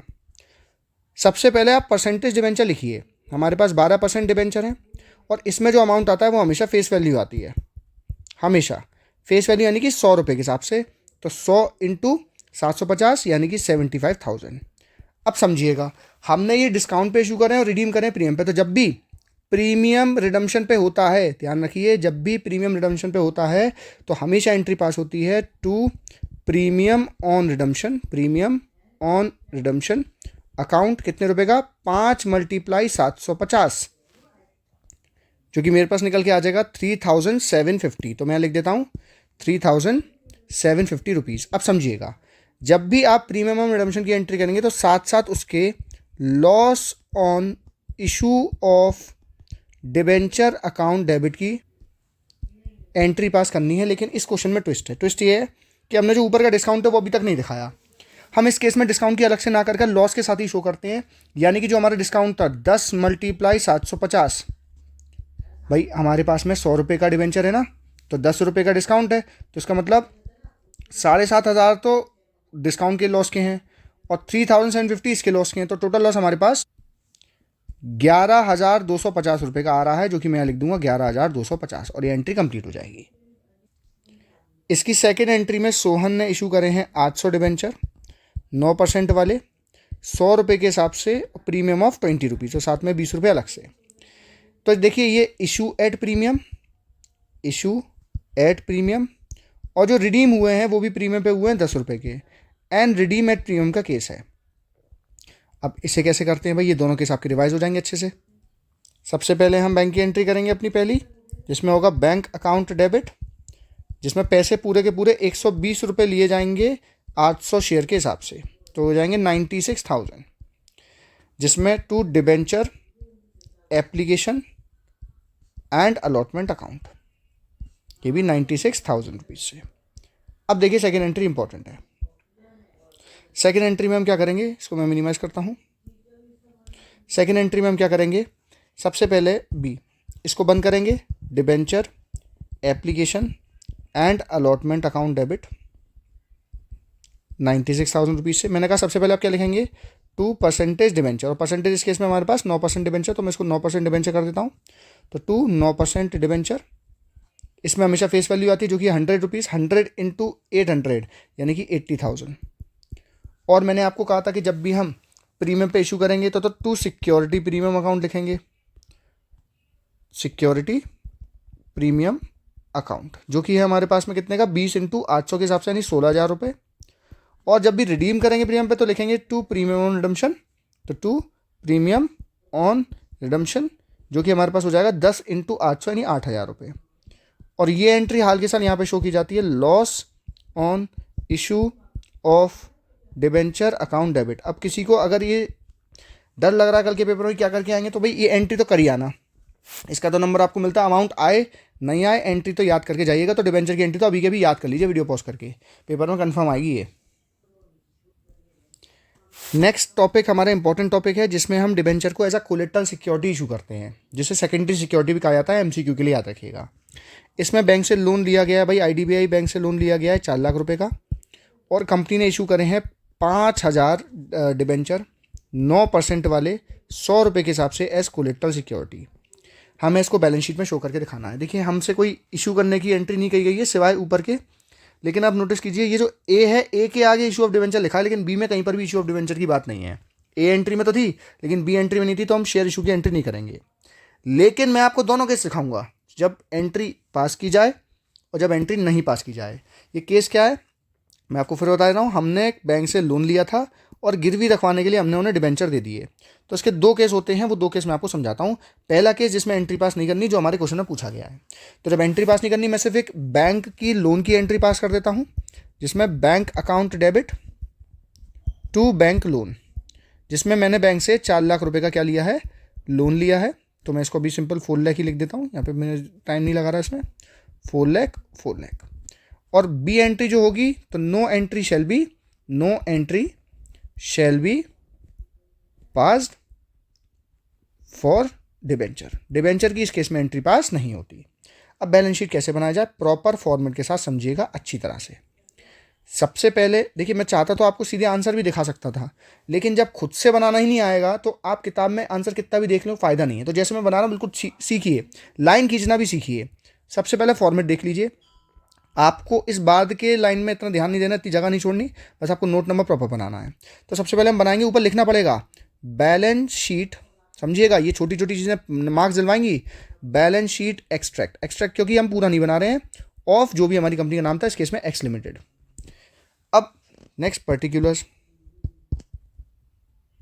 नोट नंबर हमारे यहाँ आ जाएगा, तो नोट नंबर लिख लेंगे और अमाउंट।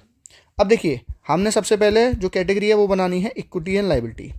तो इक्विटी एंड लायबिलिटीज जैसे मैं बना रहा हूँ बिल्कुल एज इट इज ऊपर छापना है। और हमारे पास जो डिबेंचर हैं, जो लोन है, किस में आता है, नॉन करंट लायबिलिटी में आता है, तो लिखेंगे नॉन करंट लायबिलिटीज।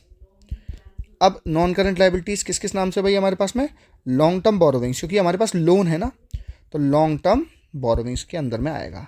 अब इस केस की खासियत क्या है, ये तो आपको हर क्वेश्चन में करना ही करना है एज इट इज, ये कभी भी चेंज नहीं होगा, आपको बस इसका अमाउंट निकालना होता है। अब ये कभी चेंज नहीं होगा तो आपके पास प्लस पॉइंट है ना, हमेशा सेम है, याद कर लीजिए मेरे साथ साथ। अभी जो नोट नंबर बनाया है इसको नीचे लिखा जाएगा, तो लाइन खींचकर जैसे मैं खींचिए लाइन बिल्कुल एज इट इज, यहाँ लिखेंगे कॉर्नर में notes to account, notes to account. अब फर्स्ट नोट कौन सा है हमारे पास में, क्या नाम लिख रहा है, लॉन्ग टर्म बोरोविंग्स, तो लॉन्ग टर्म बोरोविंग्स। अब लॉन्ग टर्म बोरोविंग्स किस चीज़ के लिए भाई, क्या चीज़ आपने ली है, आपने लिया है लोन, तो मैं इसको लिखूंगा लोन फ्रॉम, किस बैंक से लिया है भाई, IDBI। कितने रुपए का लोन लिया है, 4 लाख, एज इट इज आगे लिख लीजिए।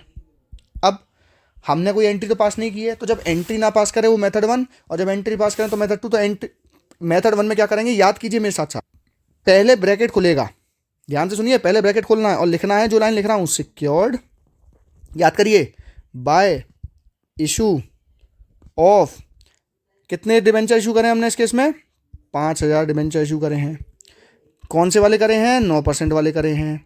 कितने रुपए के हिसाब से करे हैं, ऑफ ₹100 ईच। ये पूरा लिखना पड़ेगा फॉर्मेलिटी के लिए, और क्यों करे हैं, एज कोलेटरल सिक्योरिटी। तो ये इस केस में बेटा पूरा का पूरा लिखा जाता है और ब्रैकेट क्लोज हो जाता है। करना कुछ नहीं है, ये वाला अमाउंट हमारे पास टोटल होकर ही ऊपर पहुंच रहा है, लेकिन हमें फॉर्मेलिटी के लिए दिखाना है, और ये अमाउंट ऊपर पहुंचकर हमारे पास कितना लिख दिया जाएगा, 4 लाख रुपए लिख दिया जाएगा। अब समझिए, अगर मैं जनरल एंट्री पास करता तो सबसे पहले जनरल एंट्री जो होती है वो बैंक लोन की तो होती, साथ में एक एंट्री होती है डिबेंचर इशू करने की। वो एंट्री क्या होती है, सुनिएगा, एंट्री होती है डिबेंचर सस्पेंस अकाउंट डेबिट, याद कीजिए, डिबेंचर सस्पेंस अकाउंट डेबिट। वो क्वेश्चन बोलेगा तभी एंट्री करनी है, वरना फर्स्ट केस ही करके आना है। 2% डिबेंचर कितना हमारे पास है, 9% डिबेंचर। कितने रुपए का है हमारे पास में 9% डिबेंचर, तो 100 इंटू 5,000 के हिसाब से 5 लाख रुपए का। अब इसको बैलेंस शीट में कैसे शो करेंगे, तो देखिए बैलेंस शीट का जो ऊपर वाला हिस्सा वो तो एज इट इज सेम रहेगा, चाहे आप किसी भी केस में कर लें। दूसरे केस में क्या करते हैं, जो ब्रैकेट में लिखा है इसको ब्रैकेट में नहीं लिखा जाएगा। क्या लिखा जाएगा, सुनते चलिएगा। सबसे पहले हम ये लिखा भाई लोन फ्रॉम IDBI, दूसरा हम लिखेंगे इशूड, क्या करा हमने, 9% डिबेंचर। इसके आगे आपको अमाउंट भी लिखना पड़ेगा, इशूड 5,000, 9% डिबेंचर एट कितने रुपए के हिसाब से, ₹100 ईच, और उसके आगे अमाउंट लिखना पड़ेगा। इसका अमाउंट हमारे पास कितना आएगा, इसका 5 लाख रुपीज़। नीचे लिखा जाएगा लेस डिबेंचर सस्पेंस अकाउंट, जो कि कितना है हमारे पास में, 5 लाख रुपए, उसे लेस किया जाएगा इस 5 लाख में से। तो 5 लाख में से 5 लाख जाएंगे, हमेशा अमाउंट कितना बचेगा, नील बचेगा, और टोटल में कितना लिखा जाएगा, यहाँ पे 4 लाख लिखा जाएगा, और 4 लाख ये ऊपर पहुंच जाएंगे। ये 4 लाख ऊपर पहुंच के लिखा 4 लाख ही जाएगा, लेकिन फॉर्मेलिटी के लिए हमें लिख के आना पड़ता है जब दूसरा केस आए, तो याद कर लीजिए। देखिए नेक्स्ट क्वेश्चन आपका रिटायरमेंट चैप्टर का प्रॉपर रिवीजन करवा देगा, मैं आपको बिल्कुल डिटेल से समझाऊंगा। तो जिनको रिटायरमेंट कुछ भी नहीं आता है ना, उनको 100% समझ में आ जाएगा। तो ध्यान से कॉपी पेन लेकर मेरे साथ इसको सॉल्व करेंगे। पेपर में क्वेश्चन आते ही पहले ये कंफर्म कर लो कि रिटायरमेंट का, तो भाई मेघना, महक, मनदीप पार्टनर्स हैं, ठीक है भाई, ये सब चीज़ छोड़ो, कंफर्म करो रिटायरमेंट का। हाँ जी भाई लिख रहा है, Mahak retired on this date, retirement का क्वेश्चन है, ठीक है भाई। दूसरी चीज़ क्या देखनी है, ये क्रम याद करो, जो चीज़ें मैं बोल रहा हूँ ये पेपर में काम में आएंगी, उस टाइम पे दिमाग नहीं चलता है। कंफर्म हो गया रिटायरमेंट का, नीचे देखो क्या बनाना है, हमें बनाना है revolution account, partners capital account of the firm. तो पहले जो बोला है उतना बना दो। सबसे पहले हम लिखेंगे revolution account, revolution account. Revolution account का फॉर्मेट तो सबको पता है भाई, नॉर्मल लेजर है। तो यहाँ पर सबसे पहले बीच वाली लाइन खींची जाएगी, हमेशा याद रखना, जिससे आपको दोनों साइड, किसी का क्या होता है, डेबिट साइड वाला छोटा होता है, क्रेडिट साइड वाला बड़ा होता है, एक सेंटर लाइन खींच लो। अब आराम आराम से करते चलो कि भाई हमने अपना खाता तो ही बना दिया, तो सबसे पहले खाता बना दो। 6-7 लाइन की जगह छोड़ना, ज़्यादा में गुंजाइश है, कम में गुंजाइश नहीं है। अब ठीक है भी बन गया। दूसरी चीज़ क्या करनी है, पार्टनर्स कैपिटल बोला तो पार्टनर्स कैपिटल बनाओ, जो बोला पहले बनाओ, बाकी चीज़ कहीं दिमाग बाद में लगाया जाएगा। तो मैं नीचे यहाँ जगह छोड़ रहा हूँ, यहाँ पे मैं लिख रहा हूँ partners capital account, partners capital account. जैसे मैं क्वेश्चन कर रहा हूँ मेरे साथ साथ करिए, तीनों पार्टनर के नाम लिखिए। तीनों पार्टनर मतलब महक, मेघना, महक और मनदीप। तो पहले सबसे पहले 3 कॉलम यहाँ बना देते हैं, 1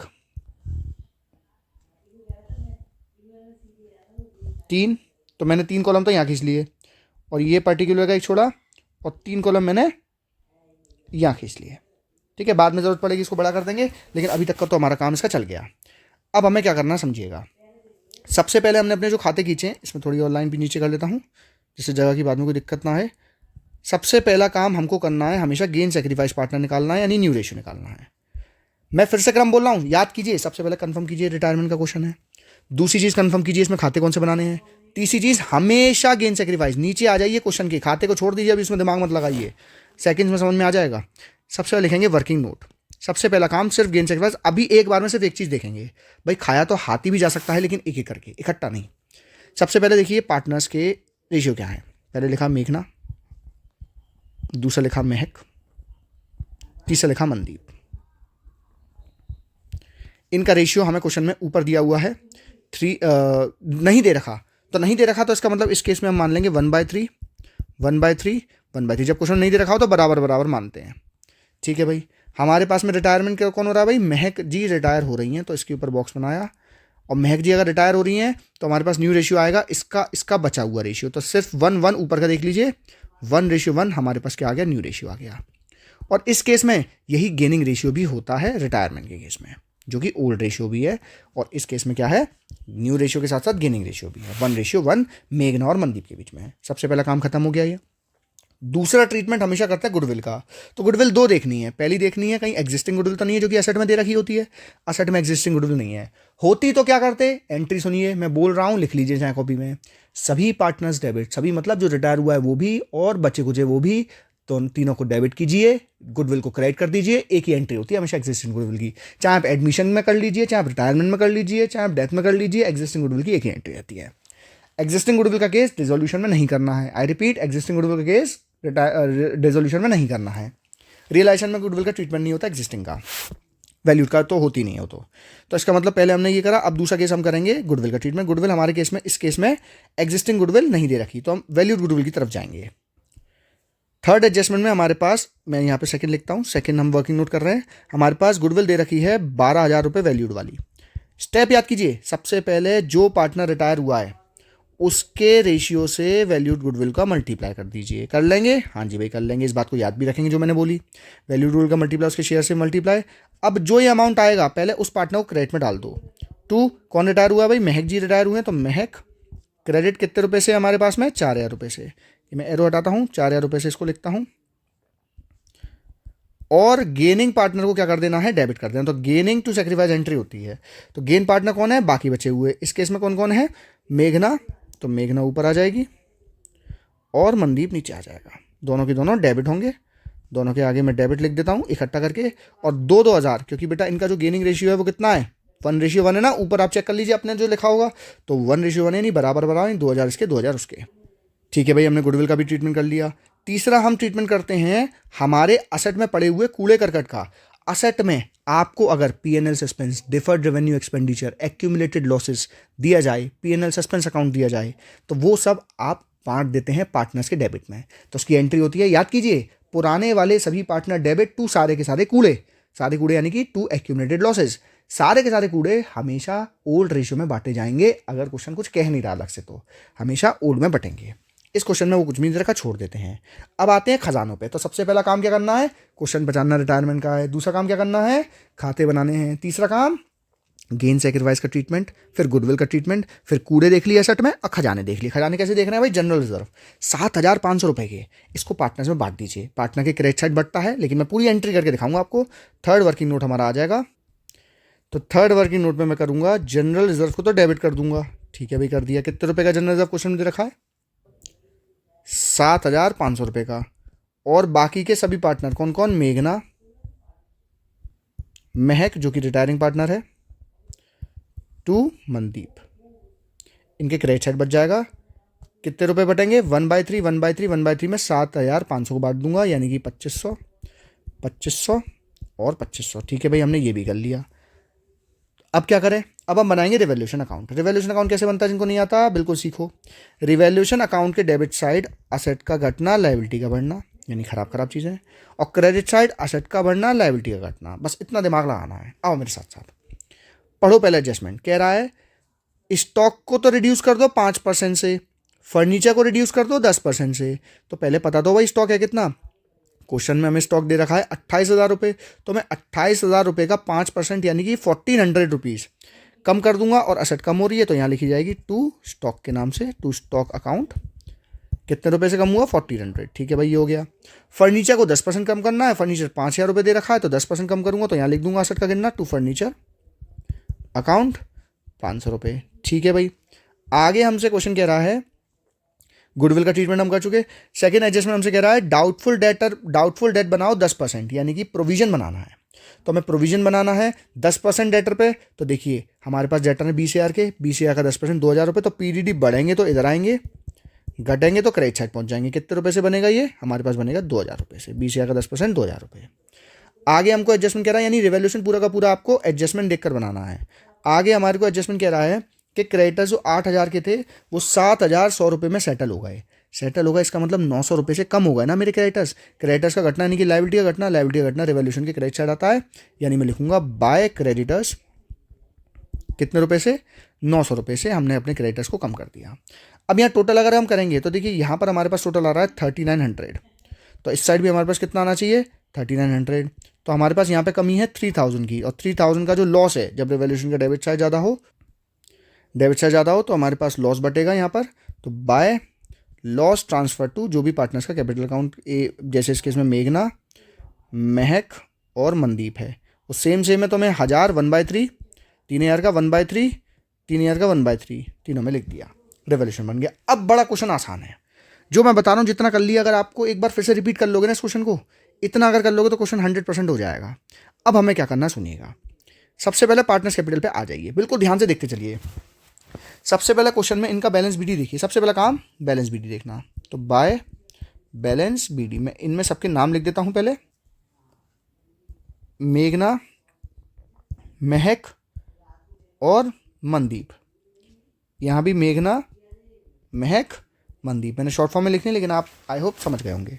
तो जो पार्टनर रिटायरिंग है पहले उसके ऊपर सर्कल कर लूँ, जिससे मुझे याद रहे कि भाई ये रिटायरिंग पार्टनर है, इसका तो ट्रीटमेंट अलग होता है। बैलेंस बीडी इनका सबसे पहले लिखते हैं, जो कि आएगा 20,000 रुपये, 14,500 क्वेश्चन में दे रखा है देखिए ऊपर, और 10,000 रुपये। ठीक है भाई, अब क्या करें? तो एक एक करके जो वर्किंग नोट करें ना, बस उसको देखते चलिए। इस वर्किंग नोट में पार्टनर कैपिटल का कोई नाम नहीं, इधर आ जाइए। मेघना मनदीप डेबिट हो रहे हैं, महक क्रेडिट हो रही है। तो मेघना मनदीप के तो डेबिट साइड एंट्री होगी, किस नाम से? टू महक के नाम से। तो लिख देता हूं टू महक के नाम से। दोनों में अमाउंट आ जाएगा 2,000 आ जाएंगे मनदीप में, सॉरी मेघना में, और मनदीप के में आ जाएंगे 2,000 रुपये। और महक क्या हो रही है? क्रेडिट हो रही है, तो महक के क्रेडिट साइड पोस्टिंग हो जाएगी बाय मेघना के नाम से, बाय मनदीप के नाम से, लेकिन होगी पोस्टिंग महक के में। कितने कितने रुपए? वही 2,000 रुपये, 2,000 इसके, 2,000 इसके। आई होप आप ये एंट्री जनरल एंट्री समझ गए हो। तो नेक्स्ट हम देखेंगे भाई, हमने जनरल रिजर्व बांट रखा है, जनरल रिजर्व तो डेबिट हो रहा है, लेकिन पार्टनर क्या हो रहे हैं? पार्टनर क्रेडिट हो रहे हैं। तो पार्टनर्स के credit side by general reserve, partners के credit side by general reserve. कितना कितना? 2,500 ये, 2,500 ये, 2,500 ये। आई आपको इतना समझ में आ गया होगा। अब हमारे पास रिवोल्यूशन का लॉस दे रखा है, तो जो रिवोल्यूशन का लॉस है अगर क्रेडिट साइड दे रखा है तो डेबिट साइड शिफ्ट कर देंगे, यहाँ लिखेंगे टू लॉस ऑन रिवोल्यूशन। तो टू रिवोल्यूशन भी आप लिख सकते हैं। तो टू रिवोल्यूशन हमारे को दे रखा है 1,000, 1,000, 1,000। अब क्या करें? ये लास्ट एडजस्टमेंट क्या कह रहा है सुनिएगा। ये केस हमसे कह रहा है कि महक को पेमेंट कर दो, ठीक है भाई, जितना महक को देना है, और इस तरह से करो कि मेघना मनदीप ऐसा घर से पैसा लेके आए कि उनकी जो कैपिटल एडजस्टमेंट, जो कैपिटल है वो न्यू रेशियो में एडजस्ट हो जाए, और कैश में भी मिनिमम हमारे पास 25,000 रुपये मेंटेन रहे। तो ये रिटायरमेंट का चौथा एडजस्टमेंट का केस है। मैं आपको पूरा समझा रहा हूँ कैसे करते हैं। जो मैं बता रहा हूँ उसको याद कर लोगे तो कैपिटल एडजस्टमेंट कभी दिक्कत नहीं आएगी।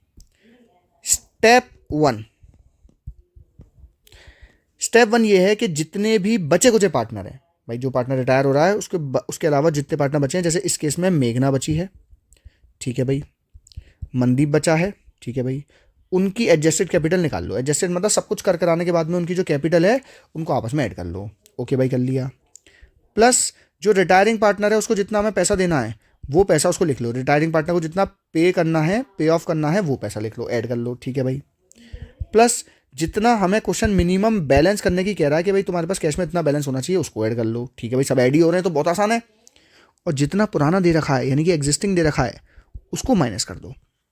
ऐसा करने से तुम्हारे पास निकल के आ जाएगी टोटल कैपिटल। ये स्टेप 1 है।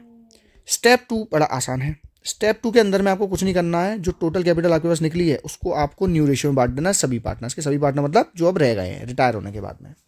और जो आंसर आएगा उसको डेबिट साइड, पार्टनर्स कैपिटल के डेबिट साइड बैलेंस सीडी करके लिख देना है। और जहां कमी आएगी उसको कैश अकाउंट से, थर्ड और फोर्थ केस में कैपिटल एडजस्टमेंट के कैश अकाउंट से एडजस्ट होता है, कैश अकाउंट से एडजस्ट कर देना है। मैं आपको और सरलता से जब करवाऊंगा तो और अच्छे समझाऊंगा। इसको आप स्क्रीनशॉट लेकर याद कर लीजिए फटाफट से। अब आप एक तरीका देखिए। सबसे पहले मैं सिर्फ मेघना पे ध्यान लगाऊंगा, बाकी सब चीज़ छोड़ दूंगा। मेघना को देखिए। मेघना कहाँ हो जी? मेघना ये रही मेघना।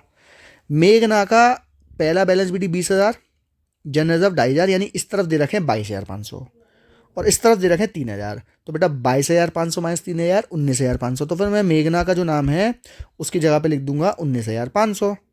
तो मैंने मेघना की जगह 19,500 लिख दिया। अब बात करेंगे सिर्फ मनदीप की, एक एक करके करेंगे। मनदीप, महक नहीं, कंफ्यूज मत हो जाना, वो महक है। मनदीप देखिए 10,000 यहाँ, 2,500 यहाँ, यानी 12,500। 12,500 माइनस 3,000 9,500। इस पे लिखेंगे 9,500 रुपये। अब भाई रिटायरिंग पार्टनर को कितने रुपए देने हैं? देखिए 14,000 प्लस 2,000 प्लस 2,000 प्लस 2,500, यहाँ पे होगा 21,000। 21,000 माइनस 1,000। तो भाई महक जी को कितने रुपए देने हैं? महक जी को हमें 20,000 रुपये देने हैं। तो पहले तो देखिए यहीं पर ही निपटारा कर दीजिए। पेमेंट तो करना ही है, कल की बात कल को देखी जाएगी। अभी तो पेमेंट कर दीजिए। बैंक अकाउंट में 20,000 रुपये हाल के साल पेमेंट हो गया। तो महक का तो काम खत्म हो गया, इसका तो काम हो गया, तो खत्म हो गई, दोनों तरफ में बैलेंस हो गया। अब बाकियों क्या करना है? नीचे आते हैं ज़रा। तो नीचे आते टाइम मैंने देखिए रिटायरिंग पार्टनर को कितना पे करना है वो लिख रहा है।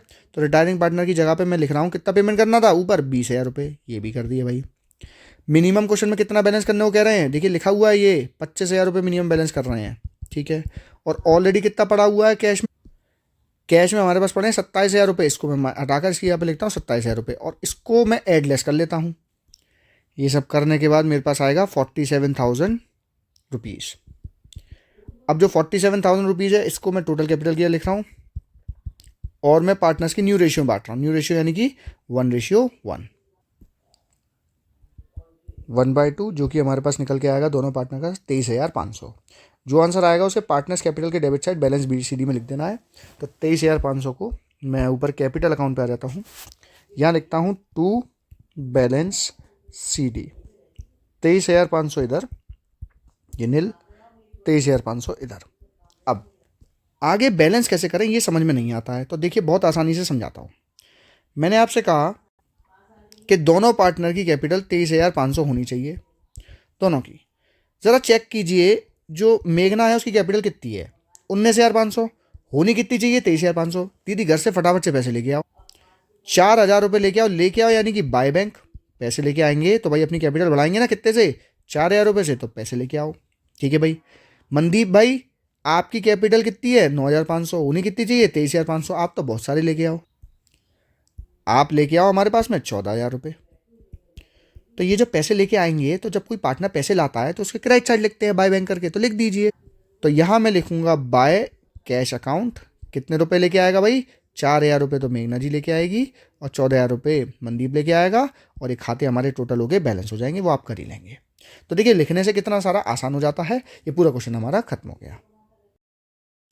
नेक्स्ट क्वेश्चन हमारे पास रेजोल्यूशन चैप्टर का क्वेश्चन है, जिसमें पूरी की पूरी पार्टनरशिप फॉर्म बंद होती है। इस क्वेश्चन में सनी बॉबी पार्टनर्स हैं, 3:2 में अपना PSR बांटते हैं। हमें उनकी बैलेंस शीट गिवन है और हमको क्वेश्चन के अंदर में एडजस्टमेंट्स दे रखे हैं और हमें बनाना है realisation account. You are required to prepare realisation account. तो रियलाइजेशन अकाउंट क्या होता है पहले इसको समझिए। जितनी भी बैलेंस शीट की असेट्स हैं सबसे पहले आप उनको यहाँ पे खाली कर लीजिए 2 असेट्स के नाम से, कैश को छोड़कर और पार्टनर के लोन को छोड़कर। जितनी भी लाइबिलिटीज़ हैं उनको यहाँ खाली कर लीजिए। जिनका पेमेंट करने वाला उनके एक आदमी बना दीजिए, जिनका पेमेंट हमें खुद से करना है।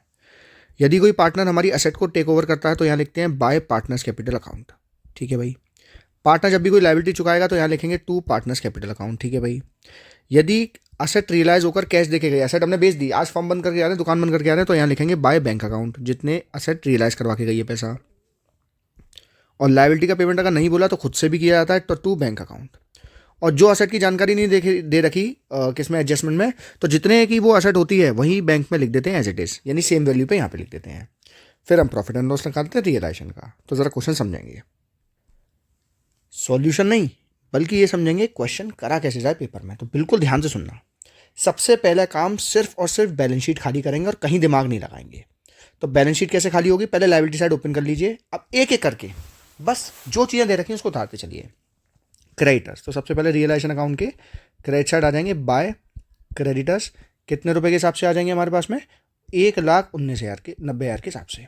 और इसके आगे मैं यहाँ रफ में एक आदमी बना देता हूँ जिससे मुझे पता चल जाए मुझे इसका पेमेंट करना है। नेक्स्ट हमारे पास दे रखे हैं बिल्स पेबल, भाई इनका भी पेमेंट किया जाएगा। तो बाय बिल्स पेबल बीपी हमारे पास दे रखा है कितने रुपए का, 1,10,000 रुपये का। और इसके आगे भी आदमी बनाएंगे कि भाई इसका भी मुझे भुगतान करके आना, क्वेश्चन बोले ना बोले फिर भी। बाय एम्प्लॉयमेंट प्रोविडेंट फंड, भाई हमारे पास एम्प्लॉयज़ का पैसा पड़ा हुआ है कितने रुपए का, 50,000, इसका भी हमें भुगतान खुद से करके जाना है। इसके आगे आदमी बना दूंगा। मिसेस सनी लोन, तो बाय मिसेस सनी लोन, ये भी हमारे लिए, क्योंकि ये सनी नहीं है, सनी की वाइफ है, हमें उससे मतलब नहीं, हमारे लिए तो भाई लायबिलिटी है। ऐसा लिख देता हूँ, सनीज वाइफ लोन हमारे पास दे रखा है 55,000 रुपये का, इसको भी हमें भुगतान करके जाना है, ये भी बाहर की औरत है हमारे लिए। नेक्स्ट हमें दे रखा है बॉबी का लोन। बॉबी तो पार्टनर है, पार्टनर के एक लोन का खाता अलग से बना देते हैं। यहाँ पर मैं लिख देता हूँ बॉबीज लोन। और जो बॉबी का लोन है उसमें मुझे पता है लायबिलिटी साइड है, तो opening balance liability side credit side से होगा 85,000 का। ठीक है भाई। इन्वेस्टमेंट फ्लक्चुएशन फंड, याद रखिएगा डिसोल्यूशन के अंदर में IFR को बांटना नहीं है पार्टनर्स में, नॉर्मली यहाँ लिख देना है इन्वेस्टमेंट फ्लक्चुएशन फंड 30,000 रुपये, बस सिंपल लिख देना है इसको। आगे कैपिटल दे रखी, कैपिटल तो कैपिटल अकाउंट के ओपनिंग में यानी कि बैलेंस BD में जाएगी क्रेडिट साइड, तो इसको अभी नहीं बना रहा क्योंकि कैपिटल अकाउंट क्वेश्चन में बनाना नहीं है। असेट साइड आ जाओ। बैंक तो बैंक अकाउंट में जाएगा, तो इस रियलाइजेशन के अलावा पार्टनर्स कैपिटल बनता है, बैंक अकाउंट बनता है और पार्टनर्स लोन बन सकता है। तो बैंक में जाएगा, इसमें नहीं लिखेंगे।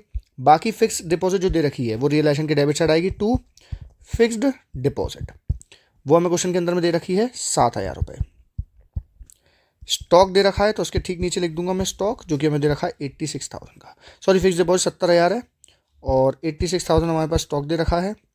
इन्वेस्टमेंट हमको क्वेश्चन में दे रखे हैं 1,04,000 रुपये के। डेटर्स दे रखे हैं हमको 1,77,000 का। तो देखिए डेटर में ये दो अमाउंट है, तो मैं 1,77,000 वाला लेना है, ध्यान रखिएगा 1,77,000। और जो PDD है वो रियलाइजेशन के क्रेडिट साइड लिखा जाता है बाय PDD, और इस पर किसी प्रकार का आदमी बताना कि इसका पेमेंट नहीं करना है, तो सिंपल प्रोविजन है।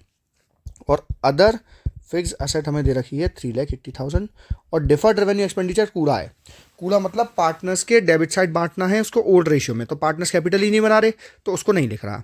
और सनी का लोन दे रखा है तो इसका अलग से खाता बनाता हूँ, या बॉबी के लोन के नीचे सनी का लोन।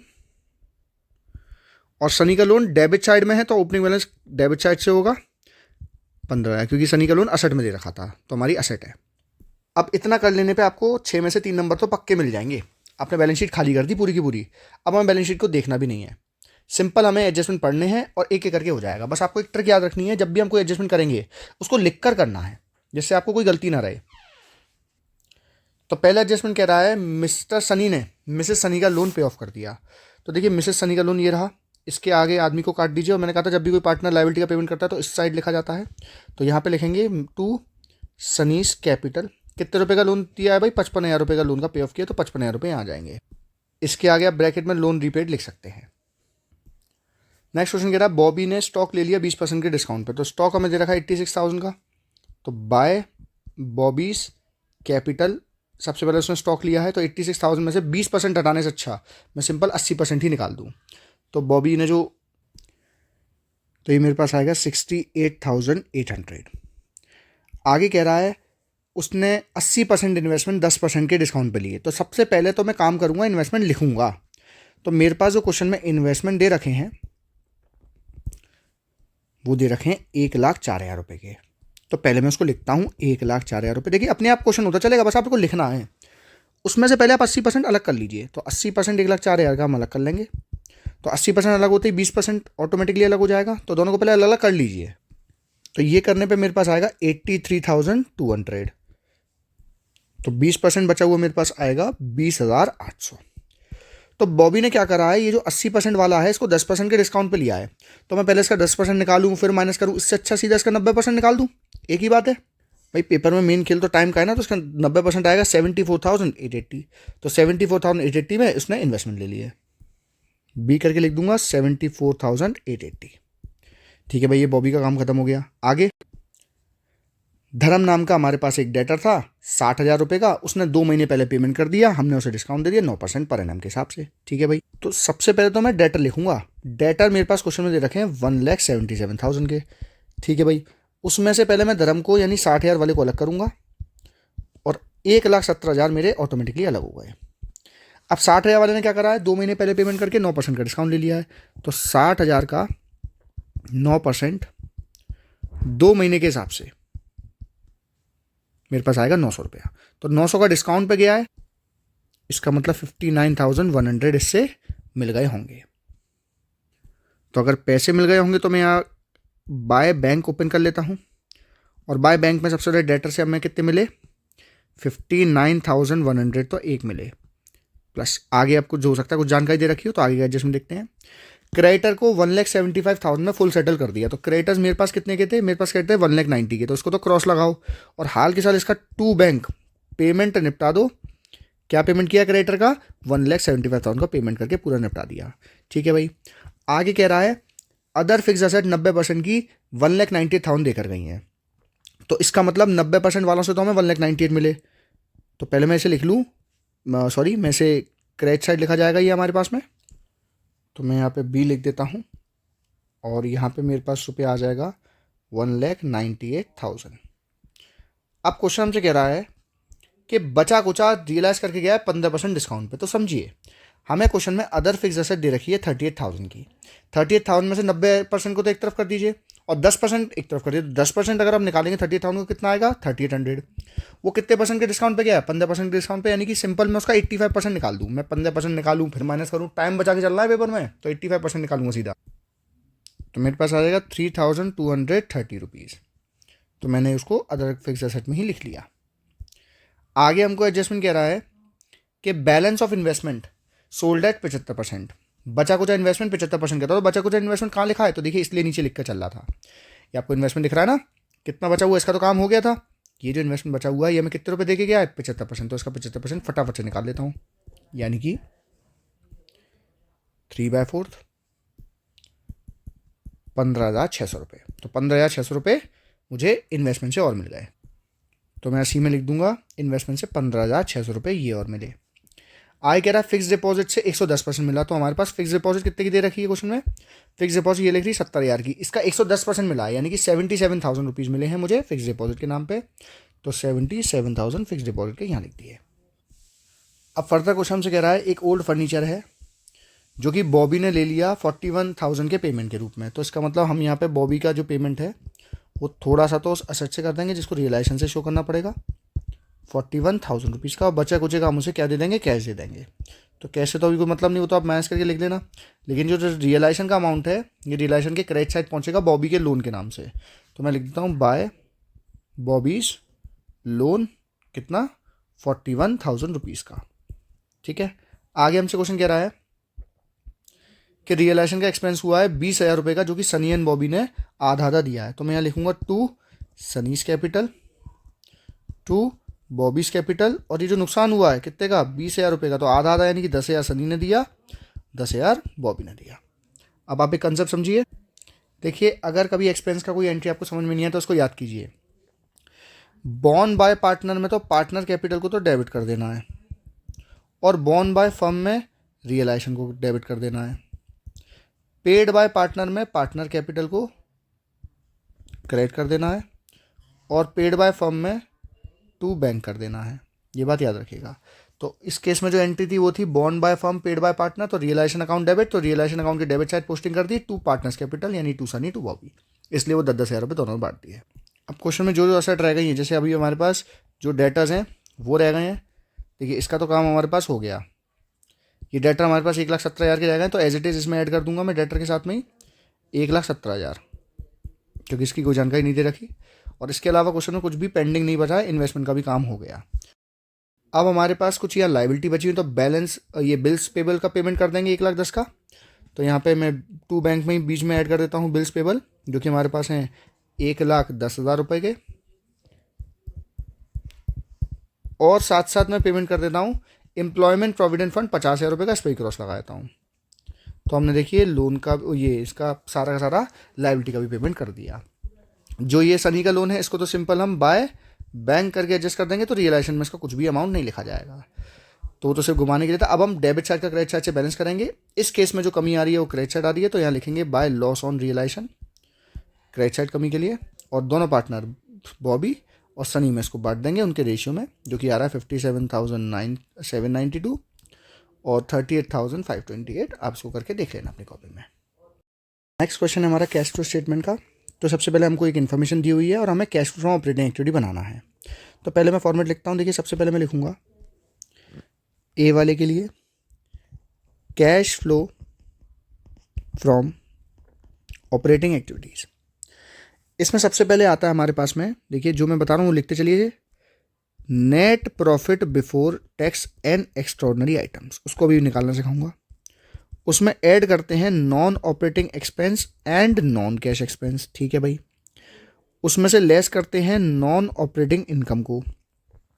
आंसर आता है operating profit before working capital change, ठीक है भाई, इतने तक पहुंच गए। अब इसमें ऐड करते हैं करंट लायबिलिटी का बढ़ना, करंट असेट्स का घटना। इसमें लेस करते हैं करंट लायबिलिटी का घटना, करंट असेट्स का बढ़ना। और जो आंसर आता है इसमें से माइनस करते हैं लेस टैक्स पेड आखिर में। और ये करने के बाद में हमारे पास ऑपरेटिंग एक्टिविटी पूरा का पूरा सॉल्व हो जाता है और आंसर आता है कैश फ्लो फ्रॉम या यूज्ड इन ऑपरेटिंग एक्टिविटी। इसको हम ए भी बोलते हैं जब हम पूरा कैश फ्लो बना रहे होते हैं। अब अगर फ्रॉम आएगा प्लस में आंसर है, यूज्ड इन आएगा माइनस में आंसर है।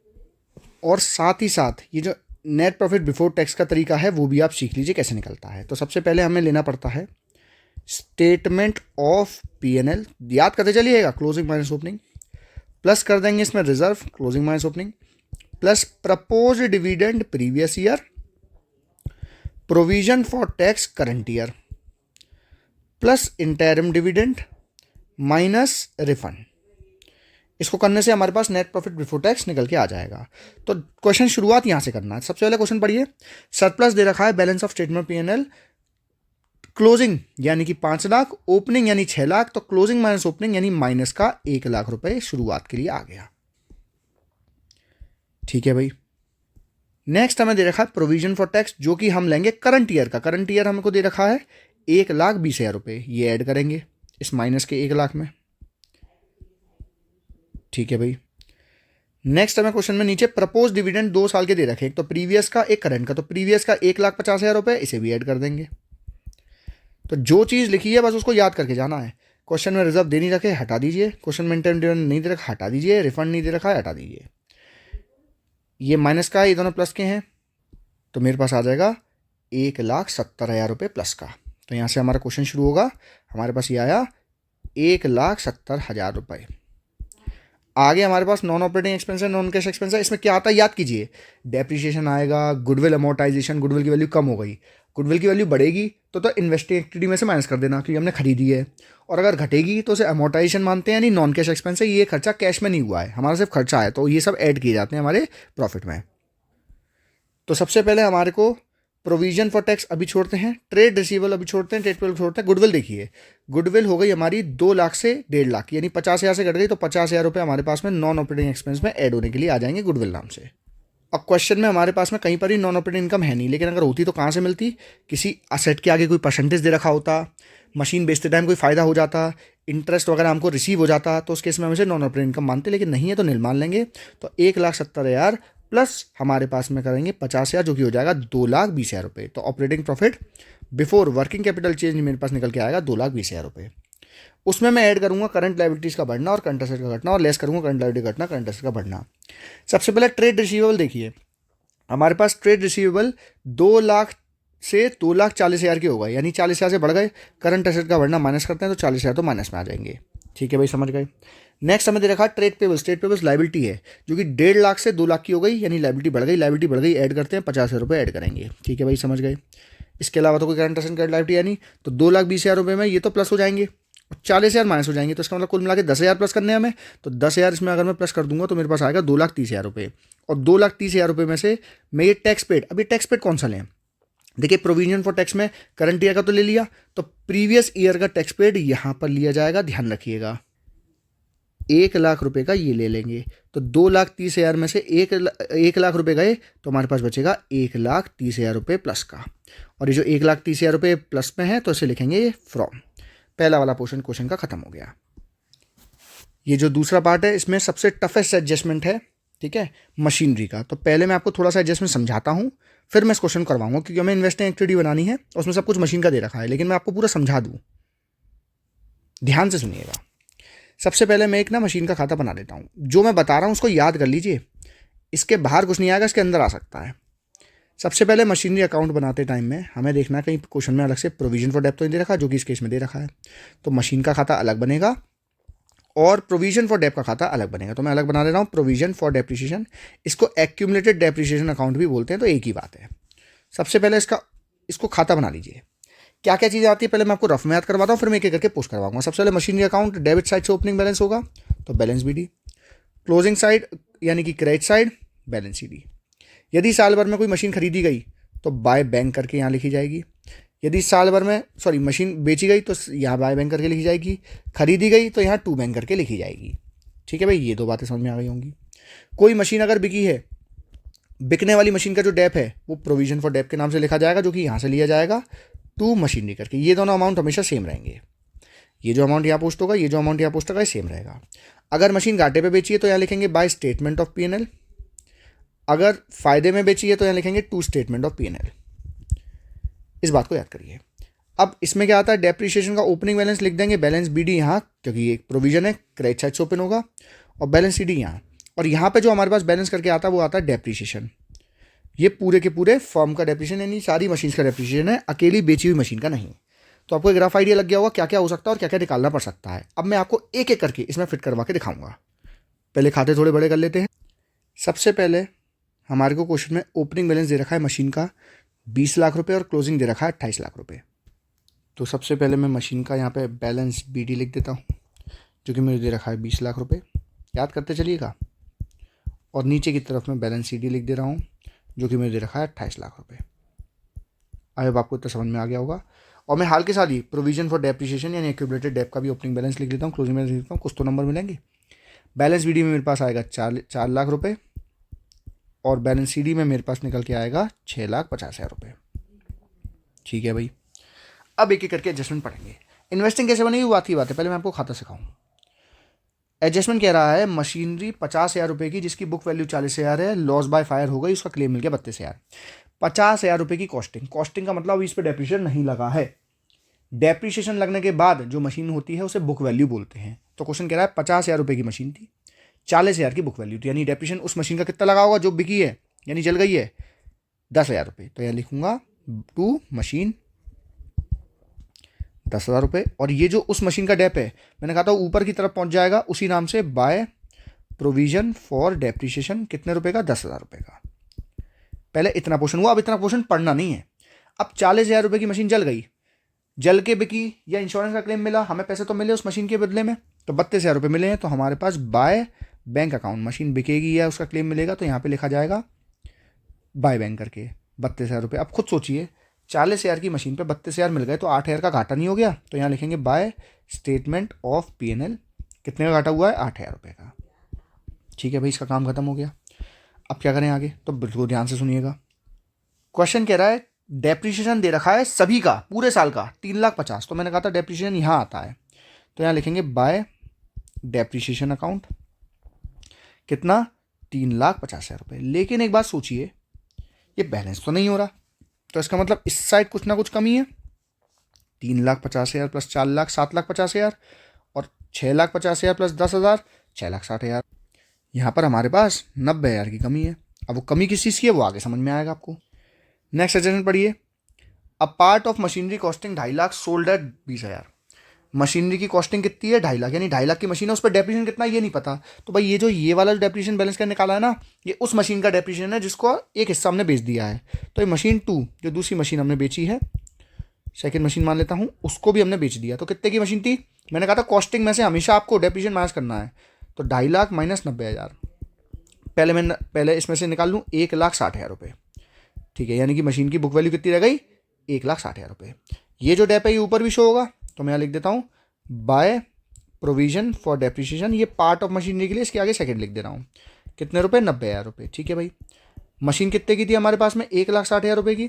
1,60,000 रुपये मशीन 20,000 के लॉस पे बेची, तो कितने की बेची होगी, 1,40,000 की। तो यहाँ लिख दूंगा बाय बैंक 1,40,000 रुपये, ये दूसरी वाली मशीन का है मेरे पास में, और 20,000 रुपये का लॉस है तो बाय स्टेटमेंट ऑफ P&L, ये दूसरी वाली मशीन का है तो यहाँ सेकंड लिख देता हूँ 20,000 रुपये। और यहाँ बैलेंस करके क्रेडिट में से डेबिट माइनस करके यहाँ पे मेरे पास आ जाएगा कि मैंने साल भर में कितने की टोटल मशीन खरीदी है। तो यहाँ मेरे पास कमी आएगी 11 लाख रुपए की, तो मैंने साल भर में 11 लाख रुपए की मशीन खरीद ली होगी। अब मैं इन्वेस्टिंग एक्टिविटी बनाऊंगा, लेकिन उससे पहले कुछ बातें। कैश फ्लो स्टेटमेंट में कोई भी खाता बनाओ, डेबिट साइड की पोस्टिंग हमेशा माइनस होती है, क्रेडिट साइड की पोस्टिंग हमेशा प्लस होती है। इस बात को याद कर लीजिए, किसी भी खाते में बता रहा हूँ मैं आपको। ओपनिंग बैलेंस क्लोजिंग बैलेंस की कैश फ्लो में कोई पोस्टिंग नहीं होती, तो दोनों का पहले तो ओपनिंग क्लोजिंग काट दूँ। ठीक है भाई, ये जो डेप्रिसिएशन है ये ऐड होना है, क्योंकि मैंने कहा क्रेडिट वाइज चीज ऐड होगी, तो कहाँ ऐड होगा, इन्वेस्टिंग में नहीं जी भाई, ये ऑपरेटिंग एक्टिविटी में आता है, नॉन कैश एक्सपेंस में, तो इसको भी छोड़ दीजिए, क्योंकि हमें सिर्फ इन्वेस्टिंग बनानी है, ऑपरेटिंग नहीं बनानी। ठीक है भाई, ये जो ना मशीनरी का डेप्रिसिएशन तो कहीं नहीं आता, ना इन्वेस्टिंग आता ना ऑपरेटिंग आता, जो मशीन बिकती है उसका डेप नहीं लिखते। तो ये तो खाते में से हमारे पास कुछ भी इन्वेस्टिंग में लेने के लिए नहीं है, इसको तो खाते को उजाड़ दीजिए। नेक्स्ट इधर आते हैं, सबसे पहले हमने देखिए यहाँ पे मशीन खरीदी है कितने की, 11 लाख रुपए की। तो पहले मैं लिखूंगा cash flow from investing activity. तो पहले सबसे पहले मैं ऐड में लिख दूंगा और लेस में लिख दूंगा इनका अमाउंट। मैंने मशीन खरीदी है, तो मशीन खरीदने से मेरे पास पैसा जाएगा, तो 11 लाख रुपए तो मेरे पास में लेस में जाएंगे, और डेबिट वाइज चीज़ वैसे भी लेस होती है, ऊपर भी बता दिया। ठीक है भाई, और बताइए और क्या क्या आ जाएगा। आगे हमें कह रहा है कि भाई हमको पैसा मिला है, देखिए ये प्रोविजन फॉर डेप्ट नहीं लिखूंगा, स्टेटमेंट ऑफ P&L, ये जो नुकसान हुआ है बेचने का, ये दोनों नुकसान ये ऑपरेटिंग में आएंगे, नॉन ऑपरेटिंग एक्सपेंस में, इन्वेस्टमेंट में नहीं आएंगे, इसलिए इसको हटा देता हूँ। इसका डेप्रिसिएशन भी हटाता हूँ, ये भी नहीं आएगा। तो हमारे पास बचा क्या, हमको 32,000 रुपये इस मशीन के मिले, 1,40,000 इस मशीन के मिले, तो ये दोनों मेरे पास में ऐड हो जाएंगे, क्योंकि मुझे पैसा मिला है ना, तो 32,000 रुपये तो एक मिले और 1,40,000 एक मिले। इसके अलावा मेरे पास क्वेश्चन में कुछ भी इन्वेस्टिंग का नहीं दे रखा, मैं इन दोनों को आपस में प्लस करके माइनस कर दूंगा 11 लाख में से, तो मेरे पास आएगा 9,28,000, वो भी माइनस का। तो मैं यहाँ लिखूंगा कैश फ्लो यूज्ड इन, क्योंकि माइनस में आया ना, इन्वेस्टिंग एक्टिविटी। ये मेरे पास आंसर हो गया। आई होप आपको अच्छे से खाता समझ में आ गया होगा। आई होप आप सभी को सारे क्वेश्चंस अच्छी तरह समझ में आ गए होंगे।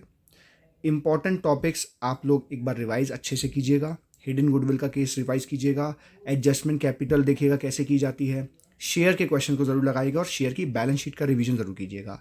हमारे चैनल पर शेयर की वीडियो पड़ी हुई है, उसको आप देखकर बैलेंस शीट वगैरह कंसेप्ट अच्छे से समझ सकते हैं। तो all the best for exams, आपका दिन शुभ हो।